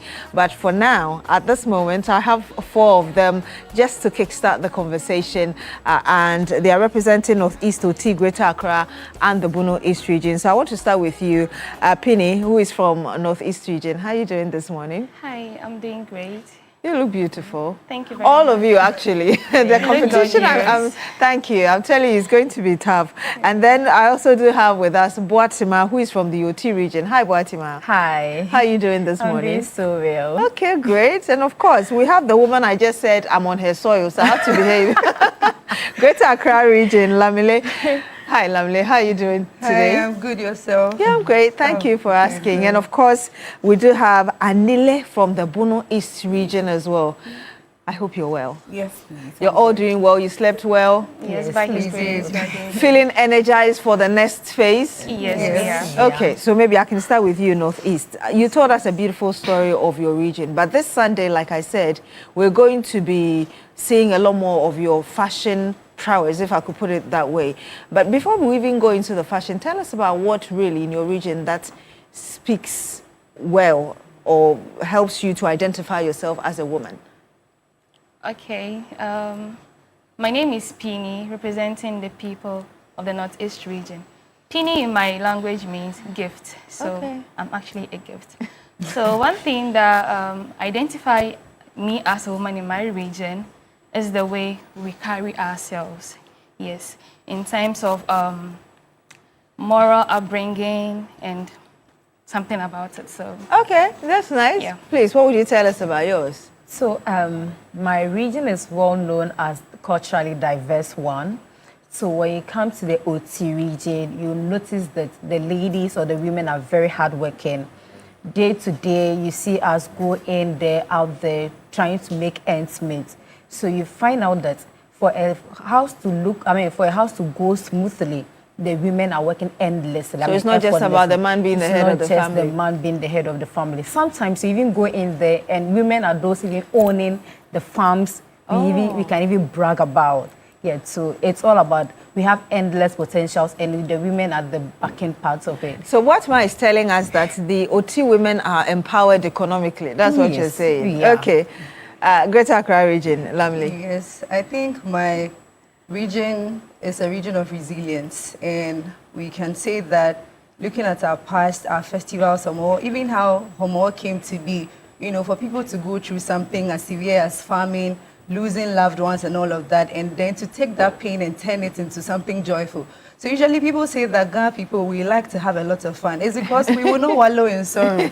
So anything that is supposed to stress us, bring us pain, we will just turn it into something joyful, and that is what makes us as a people. How was Omo? I know it's taking, it's going from one area to the other. Has it come to your area yet? We started first. Okay. I'm from Lantejawe, so we are the ones who start everything here. Okay, Anile, Bono Okay, so for me, I come from a place where we have different cultural backgrounds and ethnic groups. So it's like we have diverse all this, and aside that, women in my place engage in all forms of economic activities, being a trade, farming, fishing, selling of fish and everything. So these are things that have taught us resilience, being determined, and owning your space for me. Yeah.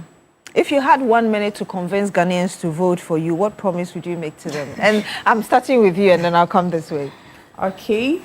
So, to every Ghanaian watching me this morning, I would urge you all to vote for me because I'm bringing a whole new thing and I'm representing a whole new people, because I performed the peacock dance on Sunday and the judges said they've never seen it. Yes, because my tribe has never been on the GMB platform. Oh. So I'm speaking a different language, having a different name, and bringing a new thing to the cultural archives of the Ghana's most beautiful stage. And this is a big opportunity for me. That's lovely. Greater Accra region. I think this year is the legacy year. So voting for me, you are voting for the legacy queen, someone who is ready to serve, someone who is ready to work and then shine the name of Ghana, not just in Ghana, but internationally as well. Thank you. All right, Oti. So beauty is not only the facial outlook, it's all about leadership, sacrifice, and everything you are ready to give back to the community. So as I mentioned earlier, the region is known for diverse culture. So today I'm representing that of the Guans, because when it comes to the Guans, we even have over 21 languages we speak. All these ones are the beauty of OT region. So today I'm here just to tell you that we are changing the narrative. We are bringing the crown back to the OT region. So keep voting, keep support, and keep praying for Boatuma. Thank you. Anile. Penny. Penny. Yes. Sorry. Yes. Okay, so I'll urge Ghanaians to vote for me because I want to bring my region on the map, just not only Ghana, but beyond Ghana. And I want to also be the voice for a balanced humanity and society. I believe this legacy year is going to help me and then also groom me to become the person that I want to become and help others and impact positively in the young ones. So one word in 5 seconds each. Sunday, we're expecting you to show your fashion and all of that. What should we expect? Glamour. Okay. Perfect work. Okay. Elegance. Something beautiful. Something beautiful. Okay, thank you very much, ladies. And I will call them queens. Penny from the Northeast region, thank you for joining us. Also to Iwatima Uti for joining us. Lamle, Greater Accra region, thank you for passing through. And Anile, Bono East region, thank you, ladies, for joining us. And I promised you, we're bringing in a lot more of the ladies representing their region. So you want to stay with us.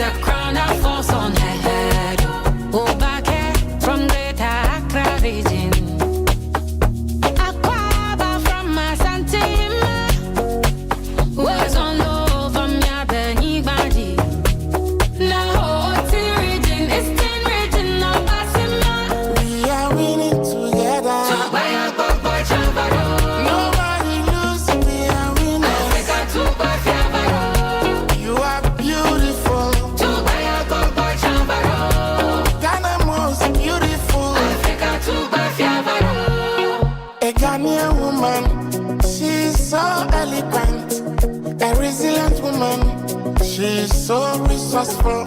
Her words are full of wisdom and captivating. Her intelligence knows no limit. The beautiful Ghanaian woman and durable woman. Aduri mama lama. Ozari mabia. Papa East lama. Savannah maraba lama.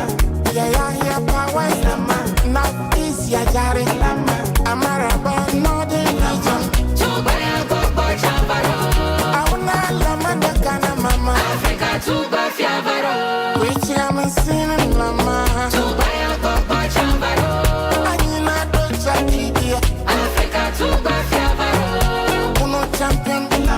Central region, Bono East, Western North,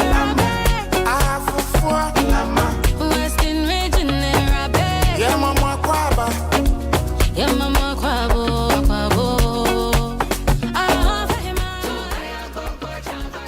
All right, Yamamo Akwaba, and yes, we have 4 more from 4 other regions of the country joining us, representing the regions in Ghana's Most Beautiful 2026. Right now, I do have Bassi, who is on my immediate left from the northern region. Bassi, how are you doing? I'm doing well. Okay, Yourself? I'm great. Thank you for asking. We also do have with us Ampoma, representing the Ashanti region. You're welcome. Thank you. Of course, we have as well with us Ohinewa from the eastern region. Ohinewa Akwaba.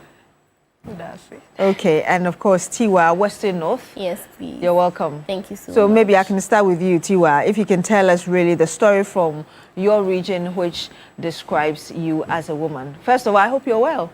Yes, by God's grace, yourself. Okay. Yeah, I'm great. Thank you. That's good to know. Yes. All right, so thank you so much. I would like to first say a very big thank you and hi to everyone watching me, my family, friends, and everyone. And to the story of the Western North region is one of resilience, bravery. And then me as a woman, this story has shaped me because learning about the historical developments of my region, our culture and everything, it makes me believe that a woman is someone who embodies bravery, resilience and a high spirit to shape her community. So this story from my region, the Western North region, has actually shaped who I am today. Thank you. Okay, all right. So in the competition, we should see a woman who is resilient to go through all the phases. Yes, please. Please, tell us about yours. Okay, thank you very much. So from the Eastern region, the story that best describes me, we are a people who are business-minded, and we also love to interact with people who visit our region. So we love people a lot, whether from foreign or even local. And that is what best describes us from the Eastern region. Okay. We love business. We love to do business. Wow. Yeah, Okay. From Ashanti region. I thought the Sikafone like those who Pescapa in Ashanti region, but Yeah. Okay, so for Yasantua's story, it inspires me a lot, and then I think it has shaped me because she was very courageous, very resilient, very brave, and I think I have that kind of trait. I'm very, very courageous, very resilient. If I want something, I need to get it. Yeah, and also, we are very hospitable for Ashanti region, Idimahohoye. So I am very, very, very hospitable. Okay. Yeah. All right, Bessie, Northern region. Okay, so the Northern region, we are known for our hospitality. Yeah, as she said, the Northern region is also known for our warmth, how we welcome people, either strangers or visitors coming into the Northern region. And then we're also known for our resilience, how we stand on our grounds and then do certain things we think is right for us. Yeah. What should we expect, I mean, moving forward into the next phase of the competition? They should expect nothing but the best. They should expect confidence. As I said earlier, resilience. I can say our first performance wasn't that great. So we are working on the things the judges said we should work on. And then I think the coming weeks will do nothing but our Okay. best. Ampoma. Oh, expect nothing but the best. I'm going to showcase the rich and vibrant culture of Ashanti region and also exude my capabilities and bring my A game. Yeah. A game. Kweu, Eastern region. What should we expect? So they should expect progress. Yes, it's a learning stage. This platform gives us the opportunity to learn as it grooms us and all that. So they should expect the best from the Eastern region. Tiwa, Western All North. right, thank you so much. So to me, I think I'm really going to do my best, and I'll use this opportunity to learn and unlearn a lot of things. So they should expect more and more of me each time, and also see me grow while exhibiting our rich culture, our heritage and everything. Yes, so they should expect more and more of me each time as I go. And Thank you. evolving Tiwa through the competition. Thank you very much, ladies. Bassi from Northern region, Ampoma Ashanti region, also Hinewa Eastern region, and of course Tiwa Western North. You know what to do. And yes, just stay with us. We'll be bringing you a lot more conversations. Africa to by Fiavaro. To by a Bobo Chavaro. Africa to by Fiavaro. Woman, beauty of pride and of heritage. Woman, she is the hope of generation. So let the nation sing, oh, long live our Ghana's most beautiful. Worthy is the crown that falls on her head. Oh, back from the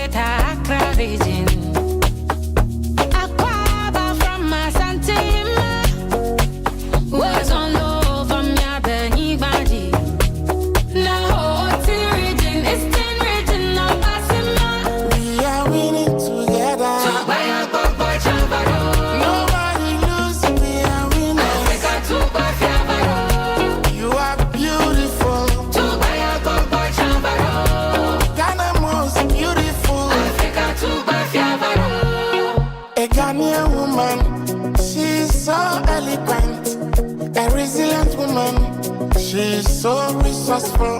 Her words are full of wisdom and captivating. Her intelligence knows no limit.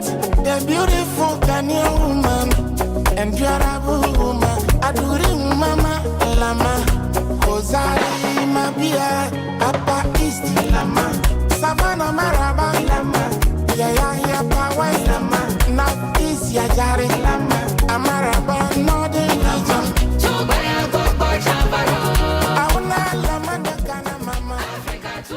And this is still TV3 Newday. We're bringing you the beautiful stories of our representatives from the various regions taking part in this year's Ghana's Most Beautiful. And we've already had 8 regions already, and the individuals represent, the ladies representing those regions. I'm joined again by Nanama, who is from the Ahafo region. Hi, Nanama. How are you doing today? I'm doing very well, and you? Nice, I'm great, thank you. And Ayim Boma from Upper East region. Hi. Hi. I hope you're well. I'm very well, thank you. Okay, Kiba from the Savannah region. Please. Kiba, how are you doing? Okay. Okay, and of course we have Answa from the Upper West region. How are you doing? All of you are with smiles this morning. Yeah. Maybe I can start with you, Answa. Upper West region, I was telling you earlier, I've been to Wa in the Upper West region, but I know that there are a lot of cultural differences and languages and all of that. Tell us what in your region describes you best as a woman. Okay, thank you very much. So when you come to the Upper West region, I asked you earlier if you had fun when you came. So my people actually are very accommodating, and then they are resilient. So if there's a situation where you find yourself in the Upper West region and you unfortunately do not have a place to stay, and you know, now modernization, you have hotels and guest houses and all that. But if unfortunately you cannot afford one of that, and you walk into any house and tell them that this is the situation I have found myself in and I want a place to lay my head this night, I'm not even lying, you're going to get that. Wow. To give you a place. So my people are so resilient, so accepting, and that has made me to be able to live among different people, to be able to interact and with no issue at all. So yes. Okay, Kiba from the Savannah region. Yes, please. The same question. Okay. Ghana, I'm Kiba, proudly representing the Savannah region, and this year's Ghana's Most Beautiful. So when you hear about the Savannah region, we are a home of hospitality. We love and we care so much for visitors and everyone. So yeah, when you come to the Savannah region, we welcome you warmly with our pampa. Have you heard of pampa? Which one is that? Pampa. Which one is that? Oh God, come to my region. It's so delicious. It's a drink. Oh, it's actually food. Yes, it's food. Oh, okay. Yes. So we welcome you with that and others. There are others actually. Okay. Yes, but for time I'll just mention pampa, and then we'll take you round to enjoy our beautiful sceneries. You've heard of the Labanga Mosque, right? Okay, I think I need to take a trip to your Yes, region to that's find out one more. of the oldest mad mosques in Africa, not Ghana. In Africa, actually, it's from my region, and then a whole lot of things here. Okay, Ayim Boma from Upper East region. Yeah, Ayim Boma. Thank you so much. So everyone knows that the Upper East region, we are known for being hospitable, and we have this I can do spirit. Yes, so if you see anyone from the Upper East region, that is something that distincts us from the rest of the people. And as you can see, I'm very tall, beautiful. It's because of our meals. Oh, I see. Yeah, so we have very delicious delicacies that when you eat, you know, automatically it puts you in the Upper East mood. So I think my region, we are known for being hospitable, we are known for being resilient, and we are known for being hardworking. Yeah. Being hardworking. Nanama, Ahafo region. Yes, so the Ahafo region has so many in store. We are warm as a people. So anytime anybody walks into Ahafo, we welcome you with our delicious food. Have you heard of gosobode before? Gosobode? Yes. Okay. So how different is it from the regular plantain I'll get on the So market? our plantains are very, very big because our soil is so fertile. Oh. Yes. We are also hunters. Okay. Yes, traditionally. And then we also grow vast crops. And even the gold we have on your rings and all, They're all from God, so body, I will look forward to that. But tell us, Sunday, what should we expect? Okay, so Sunday is fashion show, and then it's going to be beautiful. It's going to be a lot of color, a lot of elegance, and fashion. You see catwalk, and also I urge each and every one of you to expect Nanama on the runway. It's going to be mega. Oh, going to be mega, Yimbo. Yeah.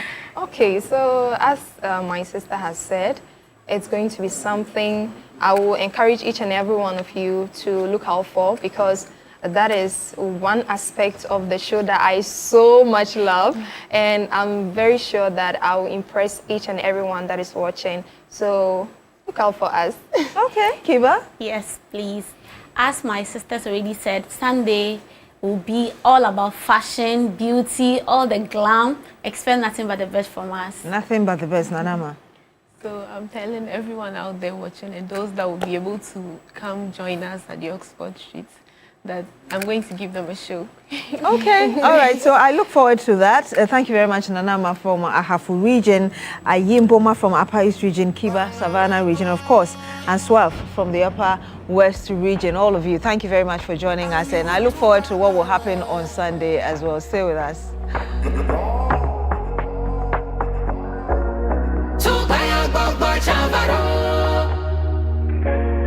Africa to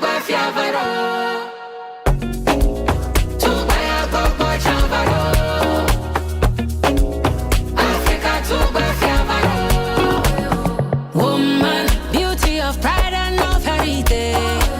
Woman, she is the hope of generation. So let the nation sing, oh, long live our Ghana's most beautiful. Worthy is the crown that falls on her head. Oh, back from Greater Accra region. Aquaba from Masantima. Was on low from Yabeni Baji. Now, region is 10 region of Basima. We are winning together. Chubaya Bobo Chavaro. Nobody lose, we are winning. Africa Tuba Fiavaro. You are beautiful. Chubaya Bobo Chavaro. Ghana most beautiful. Africa Tuba Fiavaro. A Ghanaian woman, she's so eloquent, a resilient woman. She's so resourceful. Her words are full of wisdom and captivating. Her intelligence knows no limit. The beautiful Ghanaian woman, endurable woman, adoring mama lama. Ozari Mabia, Upper East Lama, Savannah Maraba Lama, Yaya Power Lama, North East Yajari Lama, Amaraba Northern Region. Chubaya Bobo Chavaro. Auna Lama de Ghana Mama, Africa Tuba Fiavaro. which I'm singing Mama. Chubaya Bobo Chavaro. Anina Docha. And you know that we've got the best, right? And we're here to have the last conversation with the last set of GMB representatives, of course, representing the regions. I do have with us Besua, Central Region. Hi, Besua. How are you? Okay. We have Ahinma, Western Region. I hope you're well this morning. Okay, and Sesinam from Voter Region. When I saw the beat, I said from Voter Region. I hope you're well. I'm very well. Okay, Yourself? I'm great. Thank you for asking. Of course, last but not the least, we have Nana Konedu from Bono Region. Nana Konedu, how are you today? I'm doing great. Bono Region, tell us the story there, really, that you identify yourself with, something that you believe describes you as a woman. Okay, so I belong to the Idiana clan system, and there are two symbols or totems that really project us as a people. That's the dog, because of its great leadership, and fire. I believe I'm a woman of resilience and strength, and so everything that I'm going to do on stage is going to be something that pushes fire. That's going to light up the stage massively. Wow, that's great. And Sesinam Water Region. I've been to the Water Region too. I went to the Vili waterfall. Did you like it? Yes, I did. Yeah. We have one of the best tourist sites in Ghana. Okay. I hope you all agree. Tell us, which of the stories, the numerous stories from your region best describes you as a woman? So my people have a saying that goes, Mime yava, chiava gio. Meaning we don't go to war and stay there. We come back and always come back victorious. So I think that is who I am. No matter what I'm doing, I make sure I come out victorious, and that is what is leading me through this journey. Thank you. Okay, that's lovely. And then Ahinma Westin. Okay, so I think everybody from the Western region will probably know this story. So we, the people of the Western region, we are people of courage. So if you would remember from the bond of 1844, it is one king from the Western region, in Zima particularly, that is Awoli Kwakwaka I. He actually refused to sign the bond of 1844 just to protect his people. So I personally believe that every son and daughter of the Western region has courage, and I think that is what stands with me as a woman. Okay, Besua, Central region. Central region, the citadel of education and the heartland of Ghana. We all know that.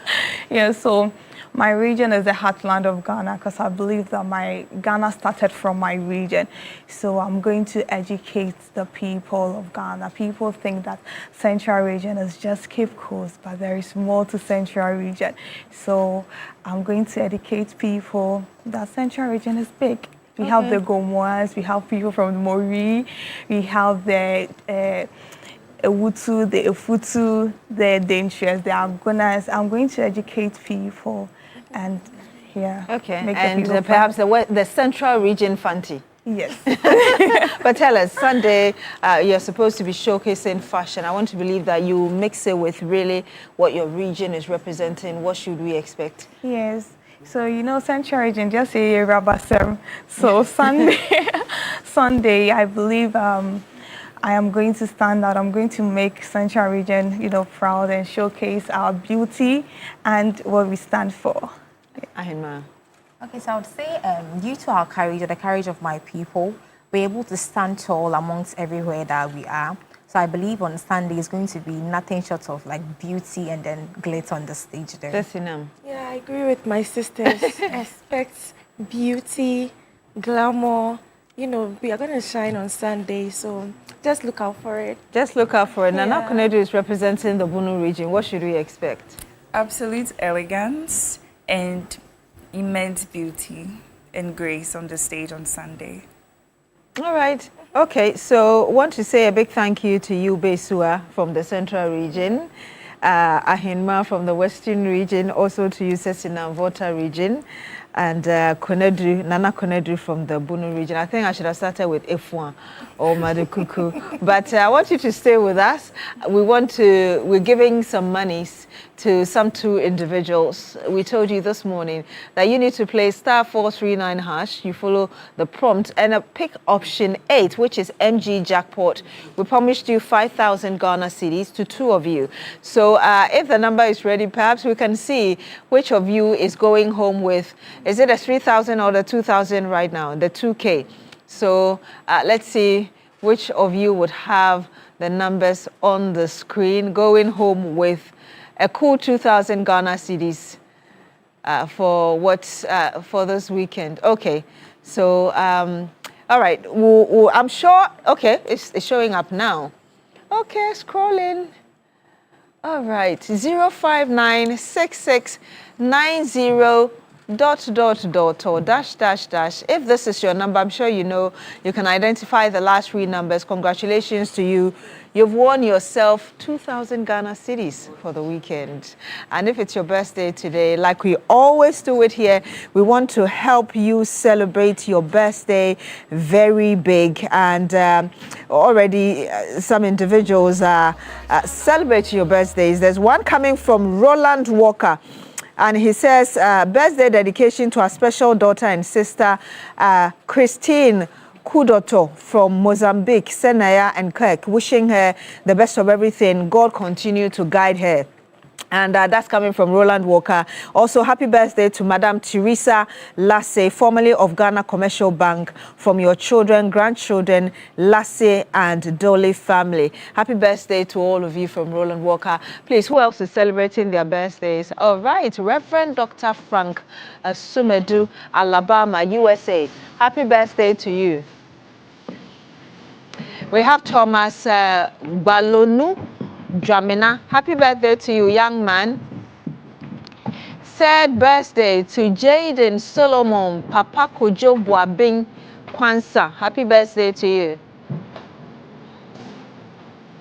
Fati of New Estate, Obuase, happy birthday to you. Mama Kate, a midwife at Peki Jobati in the Volta region. Love, joy, and good health from her children, family, and friends. Happy birthday to you. Auntie Rita, from all your nieces, nephews, and grandchildren, thank you for making your home a home for everyone. Daniel Blay, my namesake. Happy birthday to you, Daniel. God bless your efforts and crown you with success. Inafati Watigi of the Ghana Health Service, God bless you, coming from Roland Walker. Lucky Kwabna Kobi, may you live long to be a good leader. From your mother, Jacinta Abana Koko, Queen, works with ambulance service, if you also government hospital. Miriam, may God bless your new age from your family and all your colleagues here at APL. Aban Kofi Bones, Regional Manager, Western North, TIDD, happy birthday to you. Mr. Kobina Mensa, aka Ojat from children and grandchildren, may the Creator bless you, we love you. Ralph Aite, CEO of Coconut Grove Regency Hotel from Elizabeth Bekwe. Mr. Isaac Lomote of Calvary Men's Fellowship, the Lord bless and keep you, happy birthday. Another one here going to Yatili. May God bless you abundantly and make you prosperous in all you do, coming from your sister, Philippa. Godson Safobe, wishing you the best from Team 6, Saboba NIA. Sandra Sarkodie Ado, National Deputy Youth Organizer NPP, coming from Alice J. Hayford. Okay, this is coming from Eje Jima Linda, Assistant Group Officer of Inkoko Municipal Fire Station, from Lance Corporal Pipim of Burma Camp. Happy birthday to you, Linda. Seth Diamond, may God continue to guide, protect, and bless you abundantly as you serve and inspire others. Wishing you many more fulfilling years ahead, from Bernardo Garcia Jr., that's how we call him here. Ernest Jerison, may God grant all your heart desires according to his riches and wealth in heaven. Happy birthday to you, Ernest. Ernest Jerison, okay, on this day, may God grant all your heart desires according to his, riches and mercies. Okay, so there's no name to this one, but happy birthday to you, ma'am. All right, I think that's our show for today and for the week. Electric energy.